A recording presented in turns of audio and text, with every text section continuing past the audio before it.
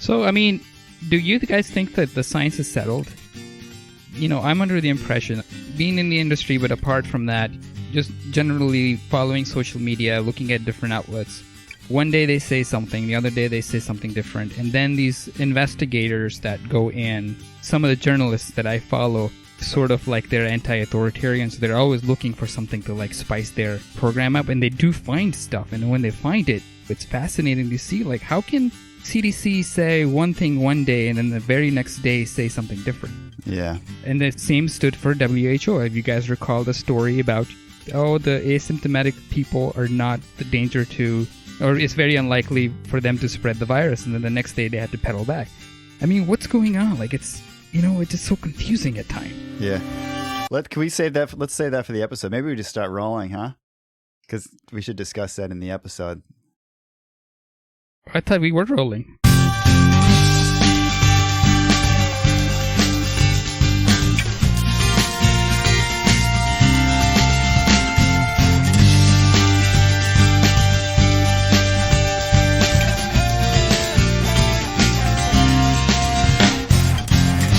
Welcome to Architecture, episode 32. In this episode, we're going to drill down on a topic related to COVID-19 that I don't think has really been fully addressed. There's been increasing controversy over the potential for COVID-19, or the SARS-CoV-2 virus, which causes it, to be spread via airborne aerosolized particles, as opposed to being spread by droplets, which are larger particles. I've started looking into this a lot more deeply recently because my town has been trying to figure out what to do about reopening schools. And it occurred to me, reflecting on my background in healthcare design, that there might be a problem in existing school buildings with their ability to manage an airborne infection risk if, in fact, airborne transmission might be a viable transmission path for the disease. So in our episode 29, we gave a broader perspective on some issues related to COVID-19, such as their effect on public space and the evolution of the healthcare infrastructure in the United States that at that time people were thinking might not have enough capacity to deal with a crisis like COVID. This is going to be a very different type of discussion. We're bringing on Goshe King and Joe Green, who are the hosts of the Angineering Tech podcast, because these guys are both HVAC engineers. I met these guys at PorkFest. Goshe actually came to New Hampshire as a Free Stater. And in my previous life with a firm that I was working for before I started my own architecture practice, I've worked on projects with the firm that these guys now work for, although I've never worked with them personally. So we've been looking for an opportunity to get together on an episode, and this seemed like a perfect topic to cover with them, because as it turns out, the HVAC systems in buildings are very important to the management of potential airborne infection risk.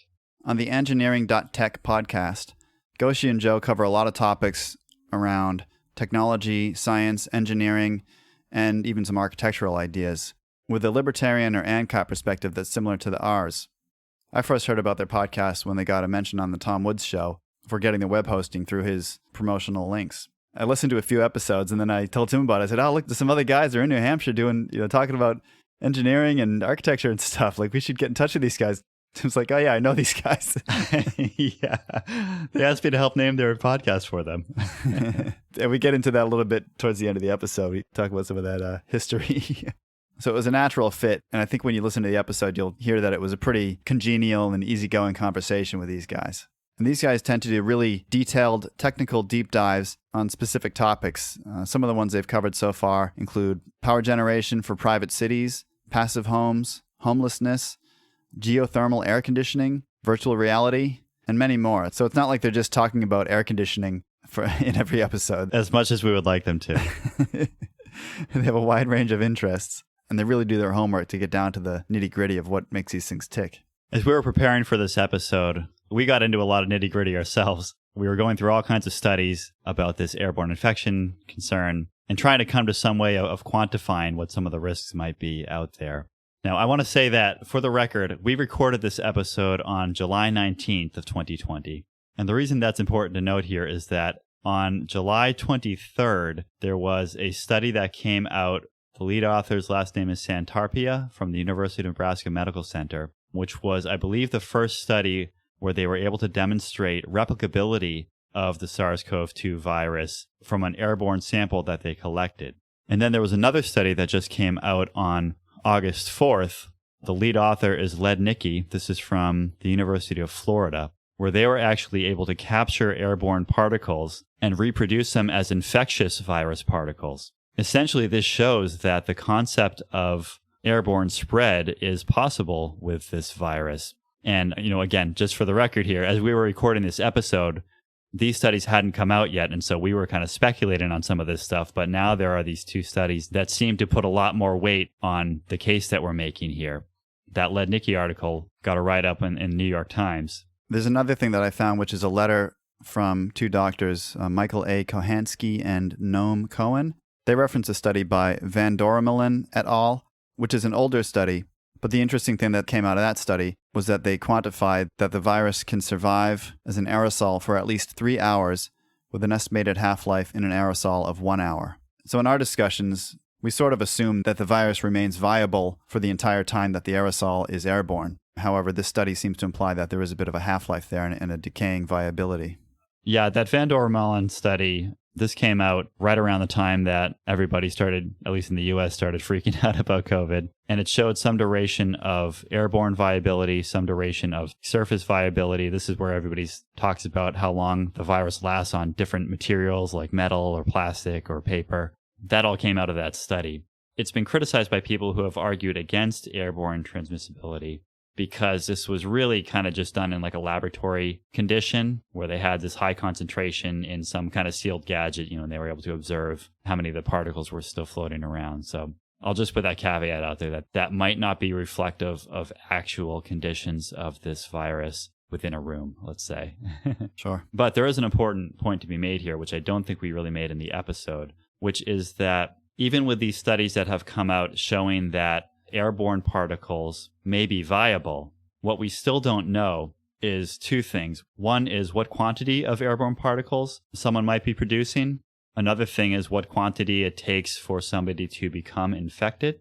And then the third thing that we really don't know is for these particles that are floating around in the air, how long do they remain viable in the air? As you'll hear in the episode, we talk about this equation called the Wells-Riley equation, which you can plug a bunch of factors into, like the size of the room and the time you're in the room and the air change rates in the room. And it gives you a probability of somebody being infected if there is somebody else in the room who has an airborne infectious disease. The one thing that I believe that equation leaves out is the question of how long these particles remain viable for in the air. So essentially what we're talking about is how long the particles themselves are in the air for, but then there's this other question of even if they're still in the air, are they still viable?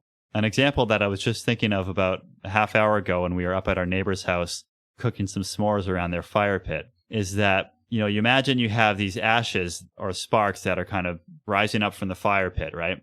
And they're flying around and floating around in the air. But what you see is that they come up from the fire and they're burning for a little bit, but then they burn out. So those particles are still in the air, but they're no longer hot. They could no longer, let's say, start a fire if they landed on a pile of leaves.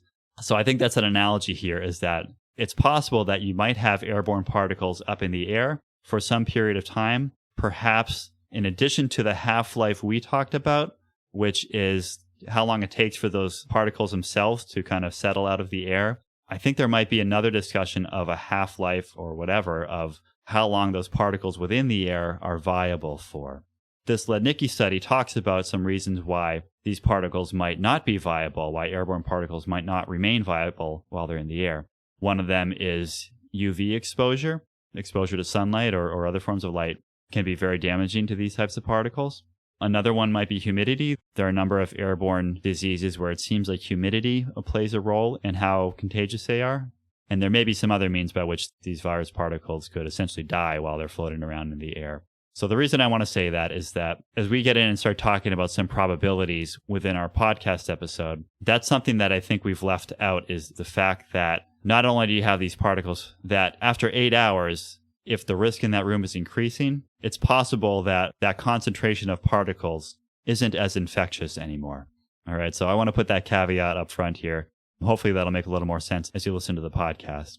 But all that said, I think that these two studies by Santarpia and Lednicki, they give a lot more gravitas to everything that we're discussing in this episode. And I think it's something that people are going to start paying a lot more attention to, especially since this is coming out right around the time that everybody's starting to send their kids back into school buildings. And I should say, too, that neither of these studies have been peer-reviewed yet. They're both preprints. So obviously they need to be vetted a little bit further. But they're still worth taking a look at this point to try to understand the risk of airborne transmission. One detail I want to pull out from the Lednicki study that's pertinent to this episode, and again, this will make more sense when you listen to the episode. The air samples that they took were from 2 hospital rooms with COVID patients in them. One of the samplers was about 6 or 7 feet away from one of the patients, and the other sampler was about 15 feet away from the other patient. This is in 2 separate rooms. And these were in hospital rooms where they had air change rates of 6 air changes per hour. They had MERV 14 filtration, and they had UVC light radiation within the ductwork system. So these rooms were about as good as you can get for the HVAC controls within a space to try to manage and mitigate airborne infection risk. And even in those rooms, they were still able to collect these viable samples over a 3-hour period. They didn't collect very many particles. I think the total number was like 217 in the whole study, so that's between 2 rooms. Even in these rooms that had kind of best practice for HVAC controls, they were still able to get these viable particles out. So that's just something to keep in mind when you hear us starting to talk about some of these various factors in the episode. Since we recorded this episode, I've seen a few other people talking about similar topics.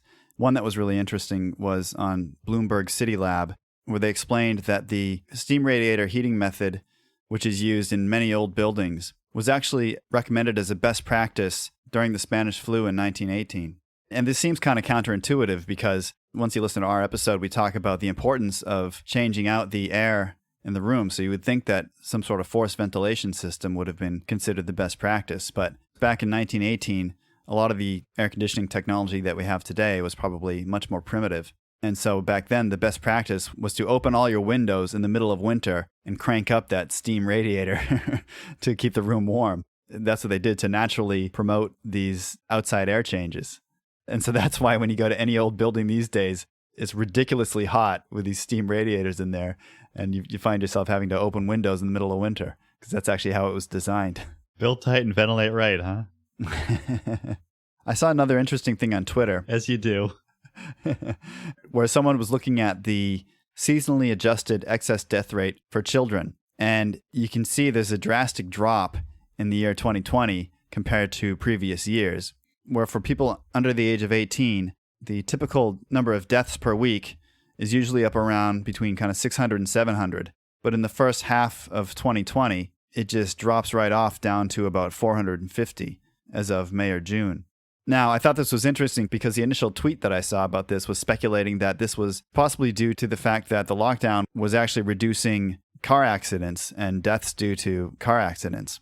However, I went back to kind of double check this, and I found a chart where they've actually broken it down even further to show that the bulk of that reduction is in the cohort of infants under 1 year old, which is kind of interesting in itself. And I don't really know what the cause of that is. I mean, I guess it probably has something to do with all the additional sterilization measures that are going on. And I don't know. I don't really want to speculate too much on that because I don't know what the actual cause is. But I guess the key takeaway from there is that if you look at that original statistic and think that that has something to do with the fact that kids aren't going back to school and therefore they're out of danger, that's not really the case. It's actually this improvement in infant mortality driving that whole number. So the last thing I want to raise here, towards the end of the episode, I present sort of a crackpot theory as to an alternate approach to vaccines for achieving herd immunity throughout the public. Now, I want to state up front that I don't consider myself to be an anti-vaxxer. I've had vaccines. I understand how they work. I think that some of them do work. However, as you'll hear in the episode, I am skeptical about the flu vaccine, and I am very skeptical about the various untested COVID vaccines that people are starting to talk about. And in fact, I just saw an article that the U.S. government has agreed to buy 100 million doses of a COVID-19 trial vaccine for $1.5 billion from Moderna. So this is a vaccine that has not been thoroughly tested. It's a new technology of vaccine called an mRNA vaccine, which this technology has never actually been used in a commercial vaccine. So it has a different mechanism of operation than the existing protein-based and DNA-based vaccines. So when you talk about sending kids back to school in this environment of COVID, A lot of people are saying things like sending kids back to school is experimenting on children, which, fair enough, it kind of is, which we mentioned in the episode. However, you kind of have to pick your poison here. I mean, what else are you going to do? Are you going to give the kid this vaccine, this untested vaccine? Is that experimenting on children? And where do you think the risks are? A lot of people out there just want some sort of silver bullet, yes, no, binary thinking answer for this thing. Just give me something I can inject my kids with. Then I don't have to worry about this anymore. But the thing is, the science is not that simple. And if you are in favor of vaccines, which again, I am, to the extent that they have been properly tested and that the long-term effects are well known, the immune system responses are well known, I don't have a problem with vaccines per se. But if you've got this new untested vaccine, which is used on a mass scale, 100 million doses, that's a third of the people in America. And let's say there is some adverse effects. I mean, with that many doses of the vaccine, there's bound to be some adverse effects to it. How do you think the anti-vaxxer crowd is going to respond to that? This is going to confirm everything they believe, right? That vaccines are simply dangerous. This could be the new thalidomide. And I want to mention that the original SARS-CoV-1, there were some vaccines in development for that. And of course, the actual virus died out before they really needed it. So it never really went into advanced trials. One vaccine that they were trialing was causing some severe immune system problems in the mice that they were testing it on. And there have been some indications recently as well that achieving herd immunity in certain places may be closer than we think. And in fact, that all these lockdowns may actually be extending the viability of the virus, because rather than kind of ripping the Band-Aid off in one shot, exposing everybody to it, having people develop immunities to it, you're keeping people isolated from it so that they remain susceptible to it long term. And if you look at the case of Sweden, everyone likes to point at Sweden and say, oh, look, they didn't lock down and look how many deaths they've had. But they haven't had a second wave. And I've seen a few doctors arguing that Sweden has effectively achieved that herd immunity. And there's been plenty written about Sweden, so I'm not going to get into all the details of the demographics of people that were dying and all that. But it provides a reasonable case study for the argument that herd immunity can be achieved through natural exposure, and that we might be much closer than everybody thinks. There was another study which I think was done in Sweden, where they were comparing antibody tests against T-cell tests. So antibodies are effectively what identify a disease in your body, and the T-cells are sort of the hunter-killers that go down and actually destroy that disease. What the study found was that there were a lot of people who don't show as having antibodies, but who do have T-cells that are capable of fighting off the coronavirus. And that means that even though they don't show antibodies, they have immunity, and that T-cell immunity is much more prevalent than was previously thought. So if you want to get conspiratorial and attribute things to malice, not just incompetence, then you could argue that keeping all these lockdowns in place is actually a way to prolong the viability of the virus in the population until the point when they can start selling vaccines to people. And then at that point, even if it's natural herd immunity that gets rid of the virus, they could say, oh, look, it was a vaccine that did it. Right. All right. Well, I have an idea of what they can do with those 100 million doses of vaccines. I say if the government bought them, then the government can use them on themselves first and let us all know how that goes.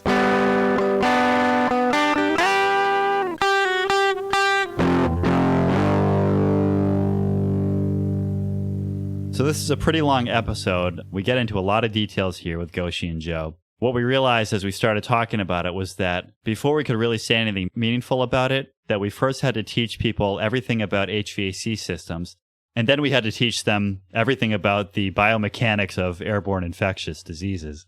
So we jump around a little bit here, but we cover a lot. We go into a lot of details in a number of different areas. I think we got some good answers out of this in terms of what the range of risks might be out there. But again, this is all still emerging science. And so if nothing else, I think that we're giving people a frame of reference here with which they can start to understand and evaluate these issues and evaluate the risks to themselves or the kids if they're sending them back to school. To give a quick summary of some of the topics we hit on here, we talk about the mechanics of particles spreading in the air, and there's a difference if they're in still air versus turbulent air. We talk about strategies for managing airborne infections within the HVAC system, like filtration and ventilation air, as well as some more kind of outside-of-the-box solutions like UV lights and room air purifiers. We dug into a couple of studies that were out there. One in particular was a study that was done in a restaurant where they had a diagram of the HVAC airflows in the room, and they showed who was infected based on where one person who was in the room had been sitting. And I mentioned earlier this Wells-Riley equation. We actually plugged some numbers in and came up with a chart where we could talk about the probability of airborne infection in a room. If you're in a room with somebody else who is infected, how does that probability of infection change for you, depending on things like the time of exposure and the number of air changes within that room? Then we get into some nuts and bolts of looking at actual school buildings. One thing that Goshe and Joe do in their day jobs is they've actually been going into schools and evaluating their HVAC systems specifically for this reason, to try to understand what these schools can do to improve their capabilities to deal with airborne infection. And as we'll talk about, there are some schools that seem to be set up pretty well for this, and there are some schools that are not. So we talk about some things that parents can be asking their schools about what their capabilities are within the school facilities, so that they can hopefully make some kind of judgment on their own about what the risk is of sending their kid into that school building for 8 hours. And finally, we ask the all-important question of masks. What can they do and what can't they do? And we're going to have some differences of opinion there. By the way, I mentioned I was just up at my neighbor's fire pit cooking some s'mores, and I can tell you from experience that it is very difficult to blow out a marshmallow that's on fire if you have a mask on. You just got to get it closer to your mouth. It's a paper mask, right? And of course, the cherry on top of this thing is the crackpottery that Joe brings out at the end of this, where he's not necessarily saying that we should spray children with COVID, but he's not saying we shouldn't. I'm just following the science. You'll hear throughout this episode, we reference a lot of scientific papers. There are some visuals that we discuss. And if you go onto our show notes page at anarchitecturepodcast.com/32, you'll find a list of definitions of all the jargon that we use throughout this thing, as well as our usual detailed show notes with links to all of the articles and studies that we've discussed, as well as some pictures of the charts and other images that we discuss throughout the episode. Here's our interview with Goshe King and Joe Green from the Angineering Tech podcast.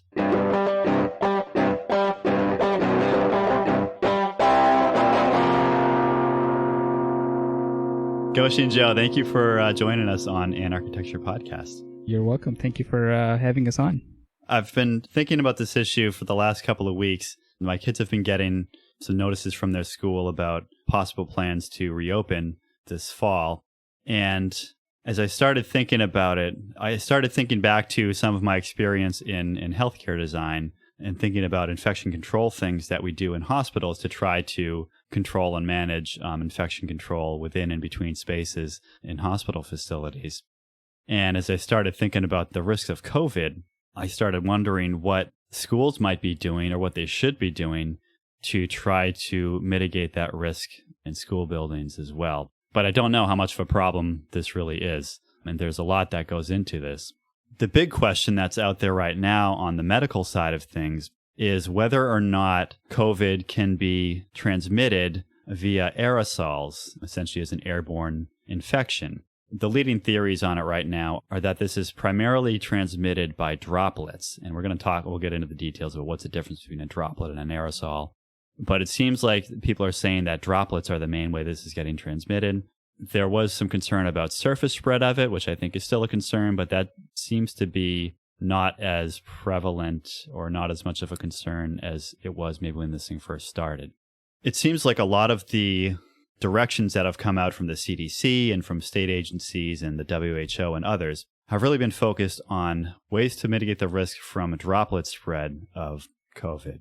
But there are some other scientists that are coming out now who are starting to look at this whole body of work around the potential for airborne transmission of this disease, which means that it's not just spreading. It's not like you just have these droplets that come out and they go 6 feet and then they're gone, which is what the 6-foot social distancing is all about.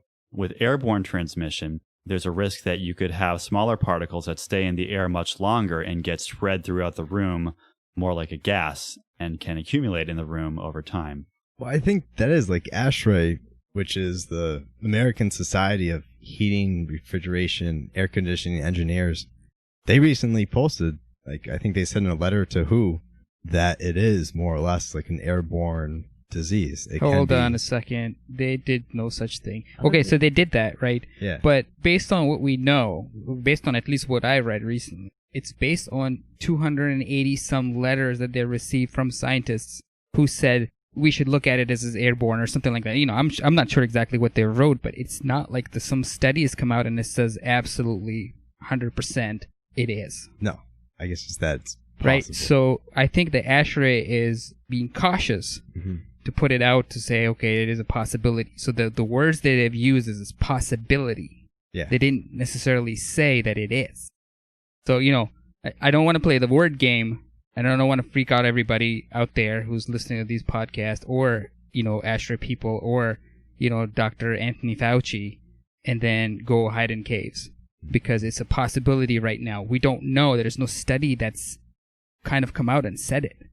I'm not saying that it's not a possibility either. I'm just saying, like, right now, it's not definite. Yeah, and there was an open letter by a handful of scientists that was sent to, I think it was sent to the WHO about this, where they were arguing that the airborne pathway should be considered a risk and that there should be some precautions taken to protect against that in certain environments. Again, that's nothing final, but there have been a series of studies out there looking at that. And, like anything else, this is all very much emerging science. And so right. There's debate back and forth. And it's really just a question of, for everybody involved, whether you're the medical professionals or people coming and deciding how you're going to use different spaces. Yeah, and there have been some specific cases where it seems like spreading events have occurred via aerosol. Like there was one where there was some choir practice and they were all doing the social distancing thing. I'm not sure if they had masks on or not, but they were in a room together for 2 hours. And of course, like one person had it. And then following that, there was like 13 of them had it. And really the best explanation for how it spread was via aerosol. And even the WHO, even though they've said, we don't think aerosol is a big risk, they have said if you're in an enclosed space for a long period of time, it may be a possibility or something like that. So they've kind of left it open. From events like this choir one, there was another one where there was a case in a restaurant, I think in Italy somewhere, where it made sense if it was spread by aerosol, that's how it would have spread. I'm just going to be a devil's advocate. I'm no scientist when it comes to, actually no one has to be, because the particles could be so small, you can't really physically see them. So you have to hypothesize in a choir situation as well as the restaurant situation and say, well, everybody was social distancing and it still spread, so 6 feet didn't quite work. But who's to say that the person who was affected, grabbed onto a doorknob, for example, or, like table corner or like a chair? Often like the restaurant etiquettes, you kind of drag a chair for somebody else or something like that. Those things can happen, right? Don't know how many people were affected that way, but there's a possibility in that direction as well. So it's not necessarily an evidence that states that, okay, you know what, this could be airborne. I'm just playing devil's advocate. Believe me, guys, I'm with you. I just want to be bad guy here. Yeah, no, and I think what I want to do, obviously, if the scientists can't figure this out, then we're not going to figure it out on this podcast today. But I think how I'd like to approach this is to kind of move forward with the assumption or the hypothesis that airborne infection or airborne transmission could be a risk, that this is a potential... Joe, get out of my house. I got my mask here. So, let's kind of start there and just say, if that's the case, even if it is, maybe it's only a very small risk in certain situations, but let's just say, if that's a risk, could this potentially be a problem? I specifically want to talk about school buildings because it's this interesting case where you have a group of people together in one space for a long period of time, which is exactly what you don't want with an airborne infectious disease. But so I wanted to just dig into that a little bit, kind of with that assumption. And we'll talk about some of the details of what the probabilities are of infection and things like that. But yeah, I think you're right that we should put the big caveat up front here that we're not arguing that this is definitely happening, that it's definitely an airborne thing. We're going to try to put some numbers and probabilities to some stuff here based on some information that we found. But obviously, this is very speculative on our part. And we're just trying to look at one particular risk that may be out there related to this disease. Yeah, sounds great. I guess to that end, the first thing I really wanted to talk about here is the mechanics of airborne transmission of these virus particles. We talk about droplet transmission and airborne transmission like they're two separate things. But the reality is that all droplets are airborne particles. They're transmitted by air. So it's more of it's a continuum between these larger droplets and smaller droplets. And they basically draw this threshold at, I think it's 50 microns is what they use to say, anything smaller than like 50 microns. And the microns is obviously, it's like a micrometer or something? Is it? Basically a millionth of a cubic meter, right? So pretty small. Oh, no, sorry. It's because it's the diameter. So it's a millionth of a meter diameter particle. I'm the one who moved to Australia specifically to use the metric system, so I should know this stuff. You're not going to lure us into it either. When we talk about this stuff, what you'll see out there is that this concern about droplet particles is that they can go, the number I've found is like 3 to 7 feet. So that's talking about like a 100 micron droplet. This is kind of pretty well established. It's like that they actually figure out how big particles are by how long they're in the air for on some of these studies. And so the idea is that a 100 micron particle will go like 3 to 7 feet. So that's what the 6 foot social distancing is all about, that when a particle leaves your mouth, that it's going to go so far, it starts dropping. Think of it as you're like spitting a spitball out of your mouth, right? It goes straight out and it starts dropping and drops down to the ground, eventually hits the ground, and then it's no longer in the air. So these 100 micron particles, they're in the air for, the number I have here is 5.8 seconds, and they go 3 to 7 feet in the air. So that's what the social distancing is all about. It's protecting from those droplet particles. You get down to 50 microns. I don't have the number here on how long they're airborne for, but it's more in the order of like minutes, that these 50 micron particles, they're going to go a little farther and they're going to be in the air a little bit longer. Or it might not be minutes. Maybe it's like 30 seconds or something like that, right? But it's this kind of exponential scale. As these droplets, these particles get smaller, the time that they're in the air gets longer and longer. And obviously they go further from the source. So that's kind of those are the droplets that everyone's talking about. It's this kind of 50 to 100 micron size of these droplets. These things get produced. They can be produced just by breathing, by talking. And then obviously another aspect of this is that if you're coughing or sneezing, one term I found to describe this is that they become ballistic. And so they actually get projected farther from your mouth. And that's where, you're hearing some people nowadays saying, well, these things can actually spread like 27 feet or something from the source if you sneeze or if you cough. And so that's obviously another wrinkle in the social distancing thing, is that if somebody sneezes, they sneeze in your face, obviously social distancing doesn't really matter at that point. And also, some people have stronger lungs than the others. Well, true. So that's another. Oh, you mean to push it out? Yeah, that's what I mean. Yeah, Like, okay, some people yeah. have, if it's anybody sneezes like my father, just run away like quickly as possible, because he's got some lungs on him. Yeah. Well, the thing too with a sneeze and a cough too is the faster it's coming out, the more particles are going to become aerosolized as opposed to coming out as big droplets. I mean, you probably get a lot of big droplets as well. As if you like sneeze on your hand, obviously you're getting a lot of big droplets on there. But it's also, the faster it comes out, then the more it's going to kind of break up those particles as it goes through your airways and out through your nostril or mouth or wherever it comes out. So that's kind of the next step of this, is that, you get below that 50 microns, now you're in this definition of aerosolized particles. So these are particles that are staying in the air for much longer. And again, yeah, Joe's right. There are two ways that these can be produced. One is, again, by breathing, talking, coughing, all of that stuff produces these smaller droplets as well as the larger droplets. Or I should say these smaller aerosolized particles as well as the larger droplets. But they can also form by larger droplets evaporating. And one of the issues there is that the larger droplets might have more particles in them. And when they evaporate, that kind of becomes more concentrated as these things become smaller particles that are getting aerosolized. And so the aerosolized particles are starting to stay in the air much longer. The way that they describe this in the literature, there's kind of two ways. One is if you're in a room that has completely still air, right? The air is not moving at all, like like a laboratory kind of setting, right?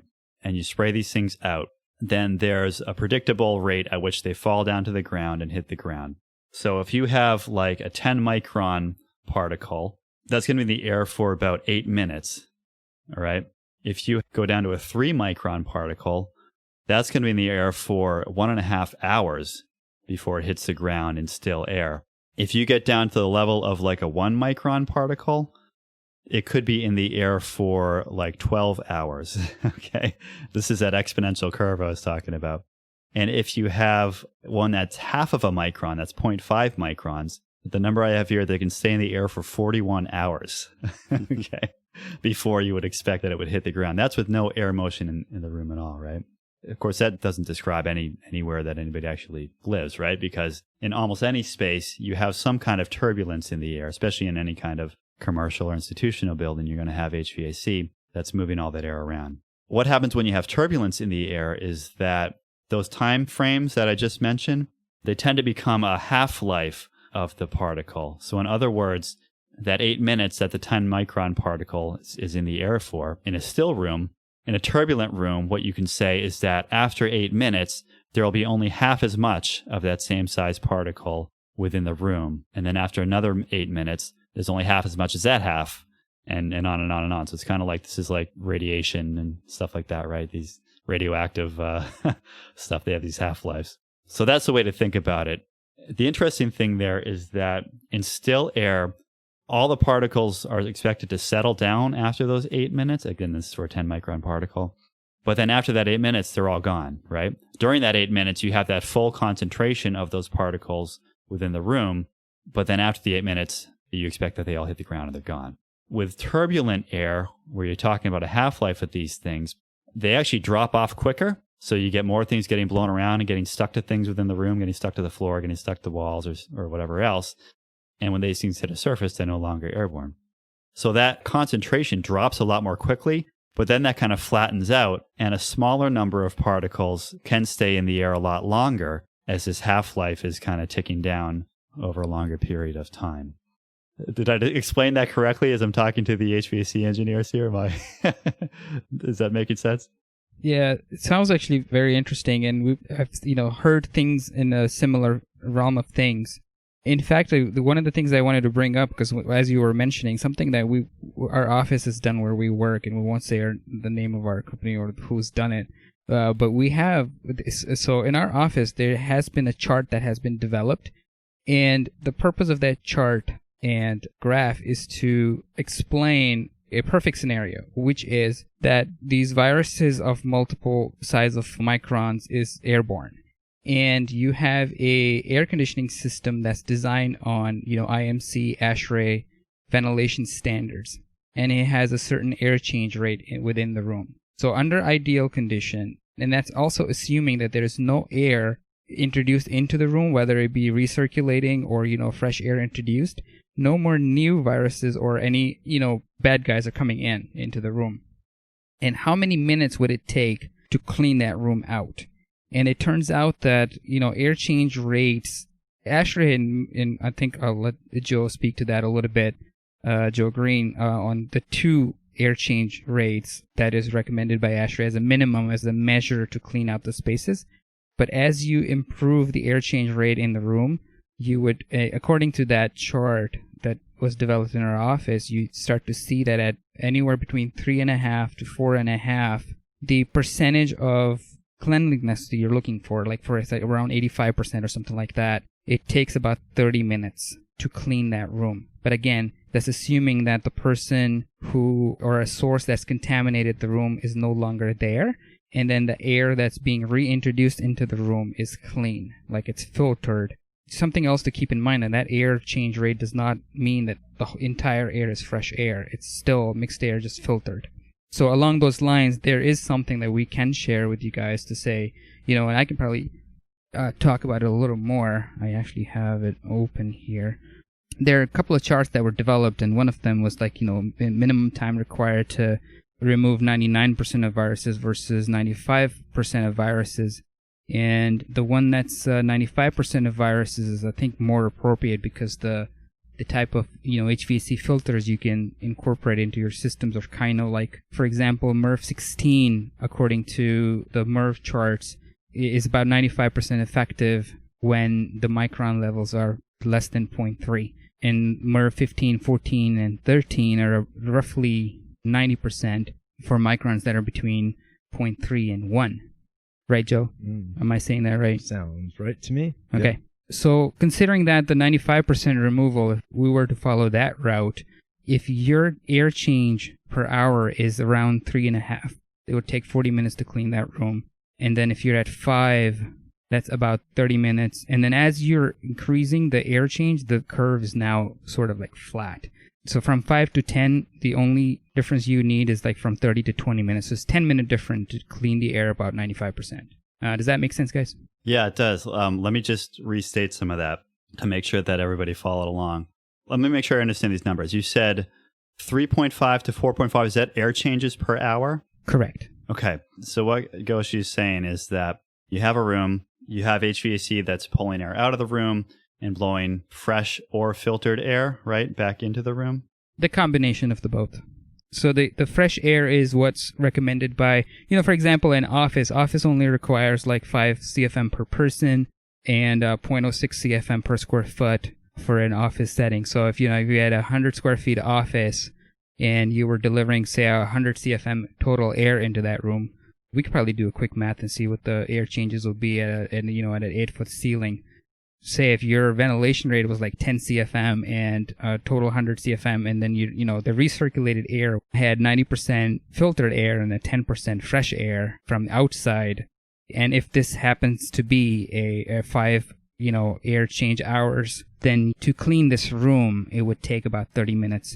And to accomplish that, what you would do is, like, say if this is an office or a classroom or something like that, you would start a cleanup. You would do a purge sequence early on before the school even starts, and maybe like you started, the air handling system a couple hours before the school starts, based on how big some of the other spaces are and how long it would take to clean those, because not every room will have the same air change rate. Some of them will have more, some of them will have less, and it's all dependent on the type of the space. Spaces where you have like a lot of occupants, you tend to have greater airflows. The spaces like offices and, primarily offices, you have lesser airflow because their occupants are a lot less. But if it's an office that's kind of like an open concept, it's going to be greater than just a one-person office. So the air change rate in there will be higher. So an HVAC engineer would look at that and say, okay, you know what? They'll do the analysis and say, okay, we need to do an early start, maybe 2 hour or 3 hour. In some cases, if the systems are too bad, run the whole system 24/7, right? Like that's also a possibility. Joe, you want to chime in a little bit? Sure. Where did that screw up? I think you have it pretty good. I guess, yeah, like you were saying, the whole point would be to keep the air change moving, keep outside air or clean air at least coming in. What we're seeing, and like you mentioned, you can either improve your filters or you could just bring in more outside air. Obviously, with existing buildings, you don't always have the capabilities to bring in more outside air. So your options might be to increase filters, which even that, what we're finding, some existing buildings cannot handle a substantial filter upgrade, either because of the size of the new filters are much thicker. You need, instead of just 1 or 2 inches, you need more space.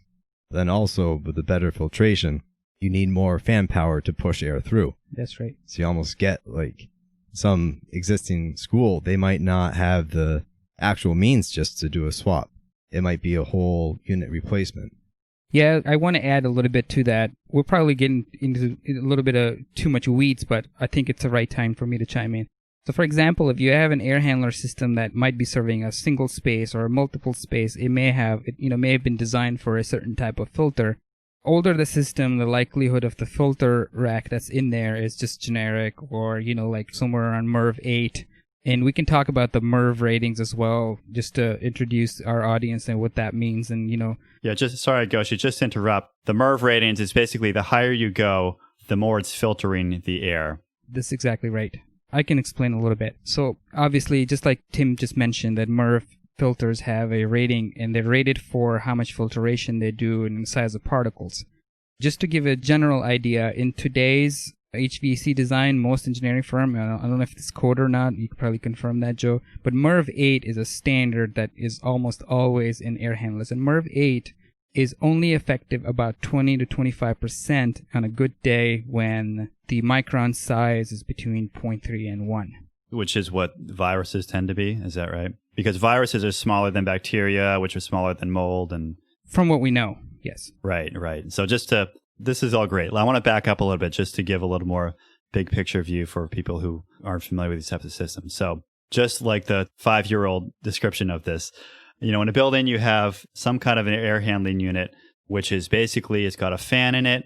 It's got some coils in it that are maybe exchanging a fluid with a condensing unit or something outside that can be cooling that off. Or you could have a furnace or a boiler in there that's bringing hot water into it. And so this air handler, it's basically you got a fan on one end. You've got something that makes the air cold, that the fan is blowing air across. You've got something that makes the air hot, that it could be blowing across. Obviously, those usually aren't working at the same time.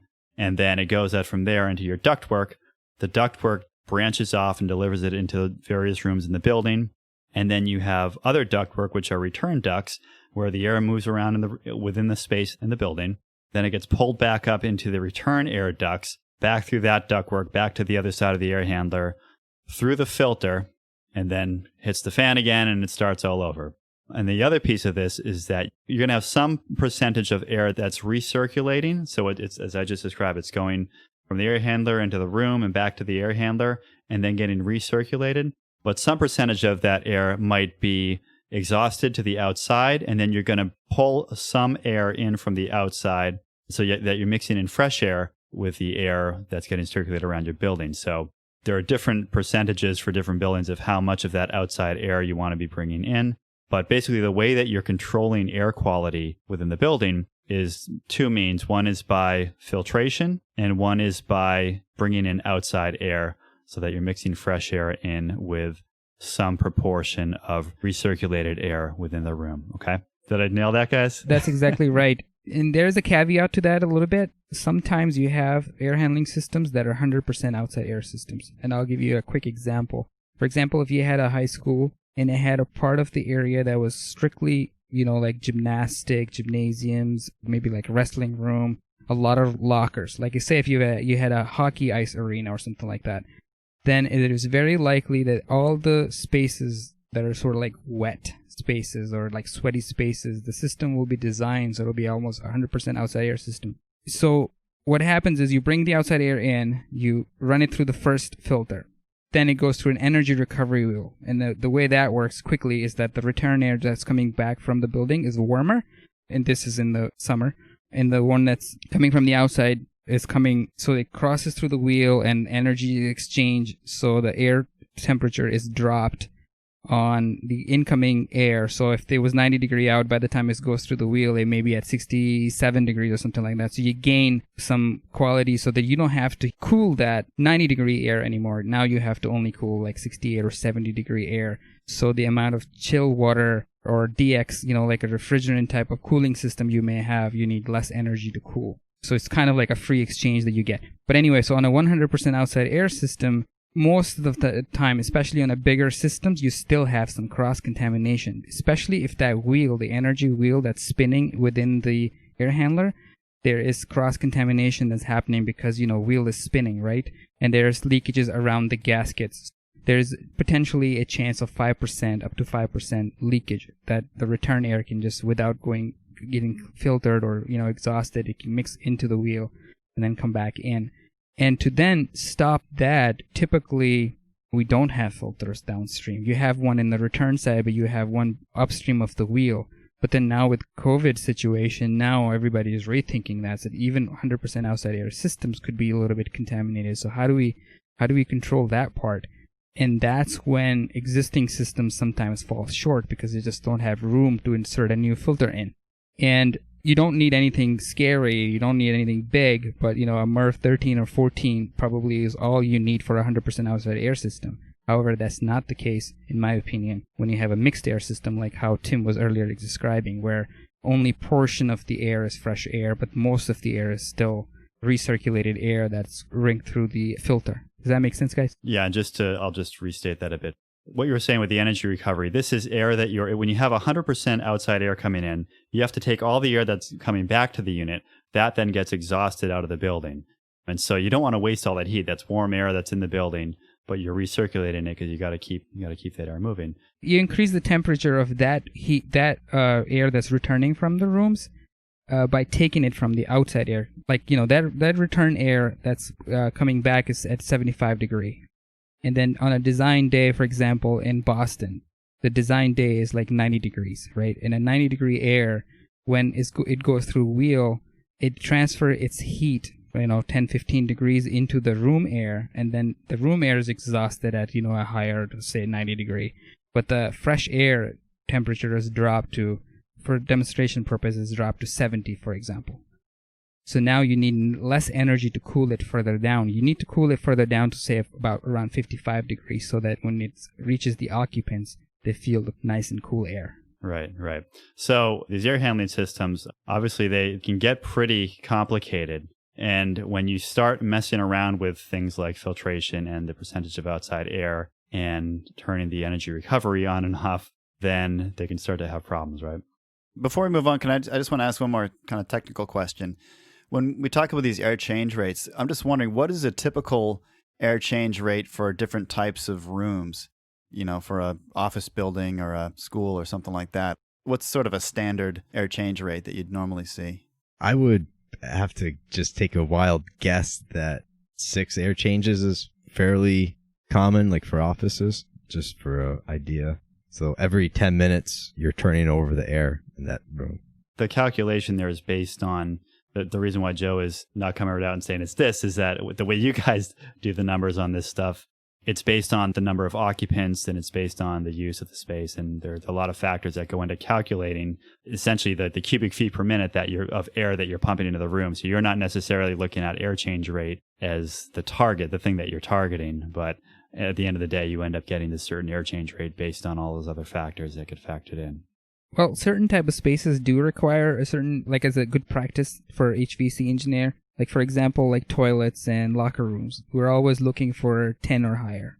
And lobbies as well, like you're somewhere around there. You always have a higher air change rate, especially where there is more people gathering. So you need more fresh air and, the more the people, more heat rejection from body and sweat. Like there's a thing called, sensible and latent heat gain from people. So when you have more people, you need more cooling. That means you need more air to cool the space. And then if you need more air, that automatically, proportionally is increasing the air change through the room. So the cubic feet per minute of the air that you're going to dump into a space is increasing. And that does go into the equation and usually helps out.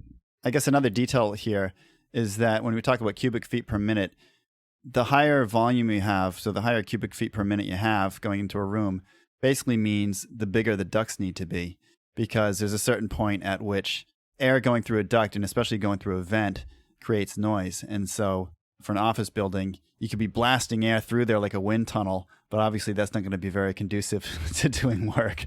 That's a very good point. And, oftentimes an HVAC engineer, at least lately, they're usually on good projects, good sizable projects. Like, for example, if you're making a school, which is a lot of what we do, an HVAC engineer would keep that in mind. So when they're deciding the ductwork, they are going to make all those considerations. So the ductwork that will be supplying air into a particular office, it will be a low pressure drop and a lot of slowed down velocity. And the way we size diffusers, the diffuser is a device that's usually located in a ceiling or on a wall, which air comes out from.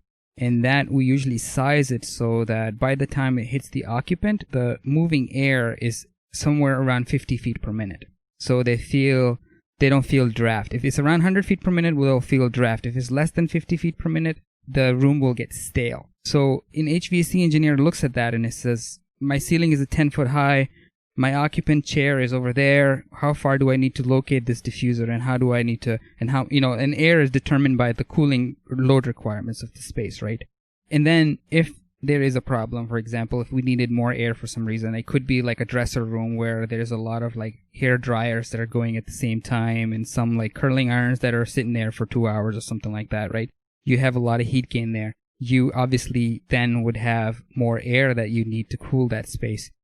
What that means is that now an HVAC engineer may need to incorporate some sound attenuators in the ductwork to control the noise issue. So yeah, the HVAC engineer will always be looking at that. Now, if you have an existing building and you're trying to push more air through an existing ductwork, you're absolutely right, Joe. You may run into noise issues. Yeah, so does that set sort of an upper limit on how much you can increase the amount of air changes or the amount of volume that you're blowing into a room? That's right. Let me ask you another question related to the air changes. In healthcare design, in hospitals, this is one area where they actually do specify certain air change rates. So to give some examples of what you might have in a hospital space, for an operating room, which is where you want, a lot of fresh air, you really want to keep that air pure so that you don't have any kind of infections coming through the air for a patient who's on the operating table. I think this was from the CDC, but I've seen these type of guidelines in healthcare design guidelines books as well.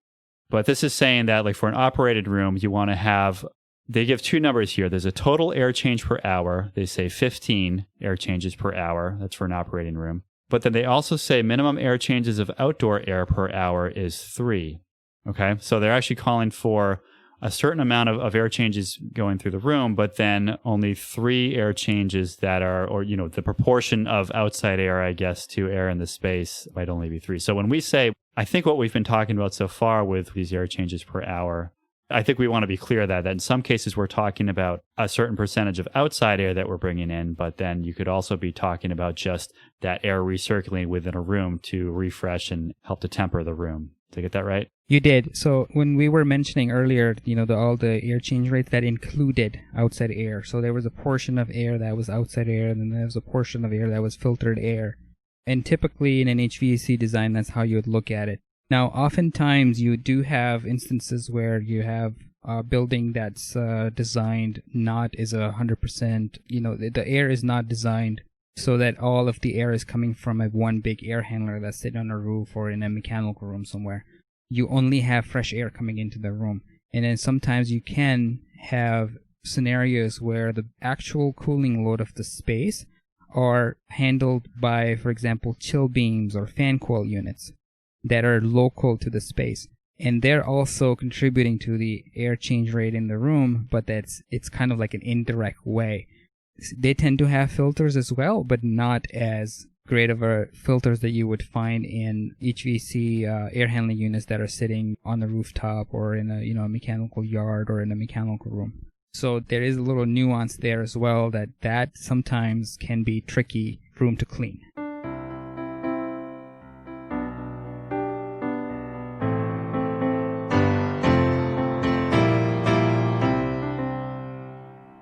Well, I think this is good. I'm glad we talked about this first because what I want to do with this is, with this understanding of how these systems work, to start to talk about what that could potentially mean for the spread of airborne infection.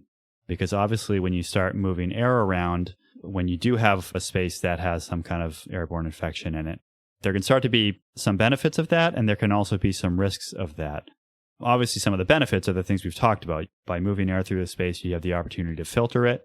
You have the opportunity to introduce outside air and get the bad stuff out of the building. Some of the problems you can have or challenges you can have is that, for one thing, with the air in the space, I guess you need to think about 2 kind of frames of reference here. One would be looking at a single room. Let's say it's a school. Let's say it's a classroom. To make the math easy, let's say you've got 10 kids in that classroom, right?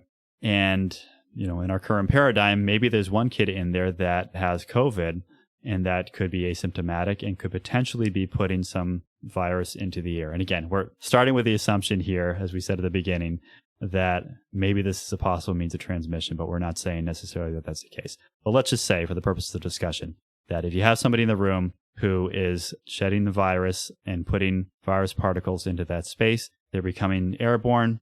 There are a couple things that happen with the air systems.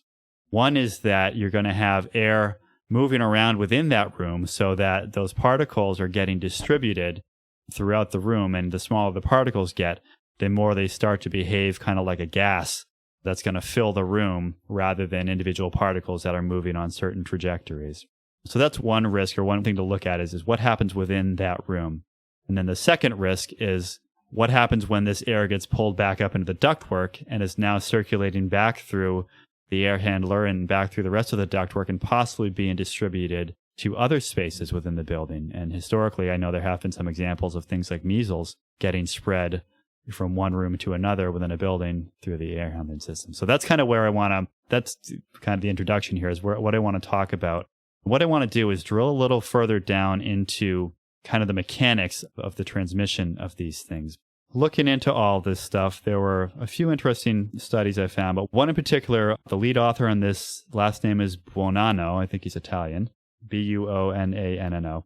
The name of the study is Estimation of Airborne Viral Emission, Quanta Emission Rate of SARS-CoV-2 for Infection Risk Assessment, which sounds like a really dry, virologist kind of type of study. But what they did in this study is they're trying to come up with a method for figuring out, if you have somebody who has COVID in a space, there's a couple questions they're trying to answer here. The first one is, how much of the virus are they emitting in a way that could potentially be infectious, whether that's through droplets or whether it's airborne?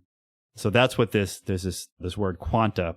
What that describes is it's a unit for our dose of virus particles, so a certain number of virus particles that are expected to cause an infection. And they say it's expected to cause an infection in 63% of people.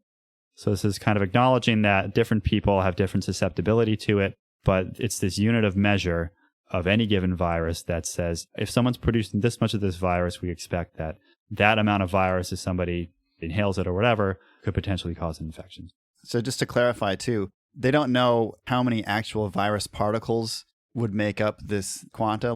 How many actual virus particles do you have to get to be considered an infectious dose? So the way they've done it in this article is they've just kind of said, we'll assume that there's this quanta, which is X number of particles. And the way that they've qualified that is that just whatever number it happens to be that causes this many people to get sick. So the paper isn't really dependent on knowing some exact number of this many virus particles gets you sick. Yeah, and I should say that when you start getting into this stuff, people who have COVID, who have been infected and are shedding it, they're all over the map in terms of the actual quantity of virus, the viral load that they're producing, whether that's airborne or through droplets or whatever. When people have tried to measure this stuff, like how much does a sick person produce, it's all over the map. So some people can be putting out a lot of virus. Some people who are infected might not be putting out that much. It can be different for different phases of the disease, if you're 5 days in or 10 days in or whatever. Yeah, so to say like this is the dose you need of COVID, whatever, to get it, like obviously those numbers are all over the map. But, it stands to reason that there's some number out there that could be used as this quanta value to start to describe what dose of this virus that somebody's putting out might be infectious. So that's kind of the first part of this study. We're trying to come up with some idea of how many particles are getting put out there. The reason we want to figure that out is because once you do that, once you have this number, this quanta, there's a formula you can plug that into where you're looking at the quanta produced of the virus. Okay, so how much of the virus is somebody who's sick in that room producing? You're looking at the breathing rate of other people in the room who might be susceptible. So people who don't have the infection, obviously if they're exercising or something, they're going to be breathing more or less, right? So they're looking at that as a variable.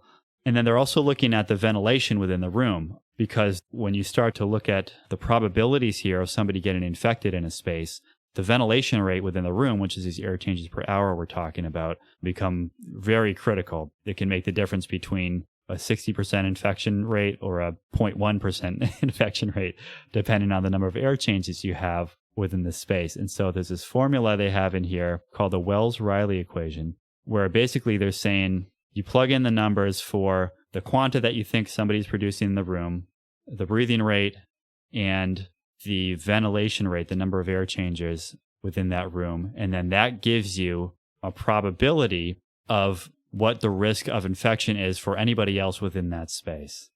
Okay? Does that make sense? Yep.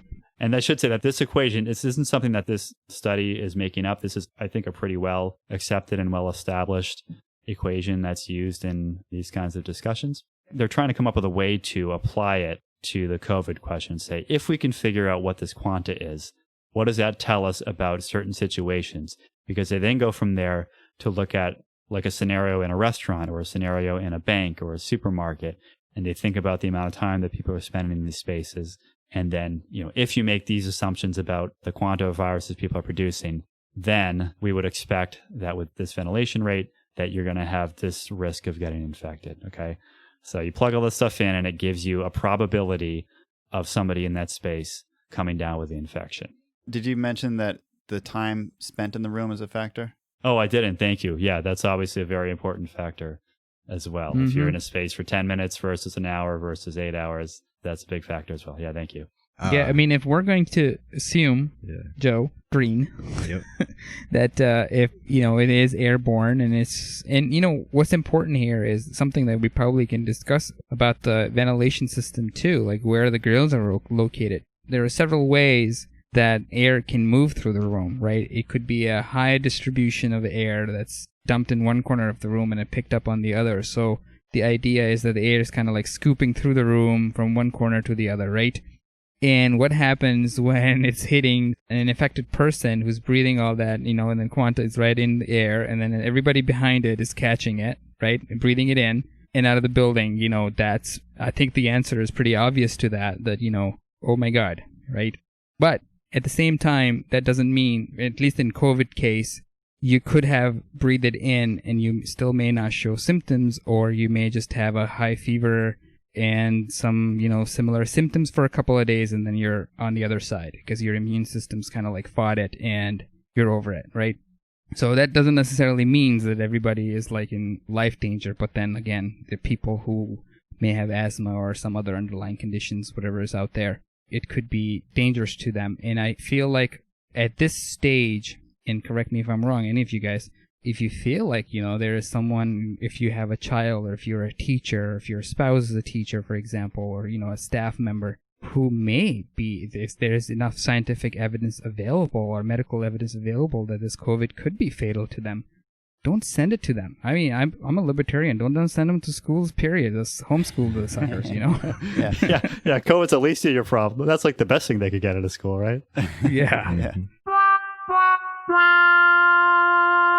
Jumping back to your point about the air circulating, the fact that we talk about these air changes in a room, it's not like the air is just uniformly changed in the room. It comes in through one vent and out through another vent on the other side of the room. So you're right, there's this sort of current flowing through the room. There was actually one case that's been studied where I think there was a restaurant in, I want to say Italy. It was in China. Okay, where there was one guy that was infected sitting at a table, and something like 13 people got infected within the restaurant, over the hour period or 2 hour period that he was at that restaurant. And what's interesting is that they mapped out where each person was actually sitting within the restaurant. And it shows a pretty clear bias that people who were sort of downwind of him, the way that the air was blowing through, were much more affected by it than people upwind of him. So that does it does two things. For one thing, it gives evidence that there is airborne transmission of this thing, even if it's over, certain short distances within enclosed spaces. But it also kind of confirms the point that you just made that, look, it's not like there's these uniform air changes. There's actually currents that you need to sort of consider as to where the air is blowing and who it hits first and who it hits last. It's a sort of thing that if you were able to know who had the COVID, it's like you put him right next to the return duct. You sit over there.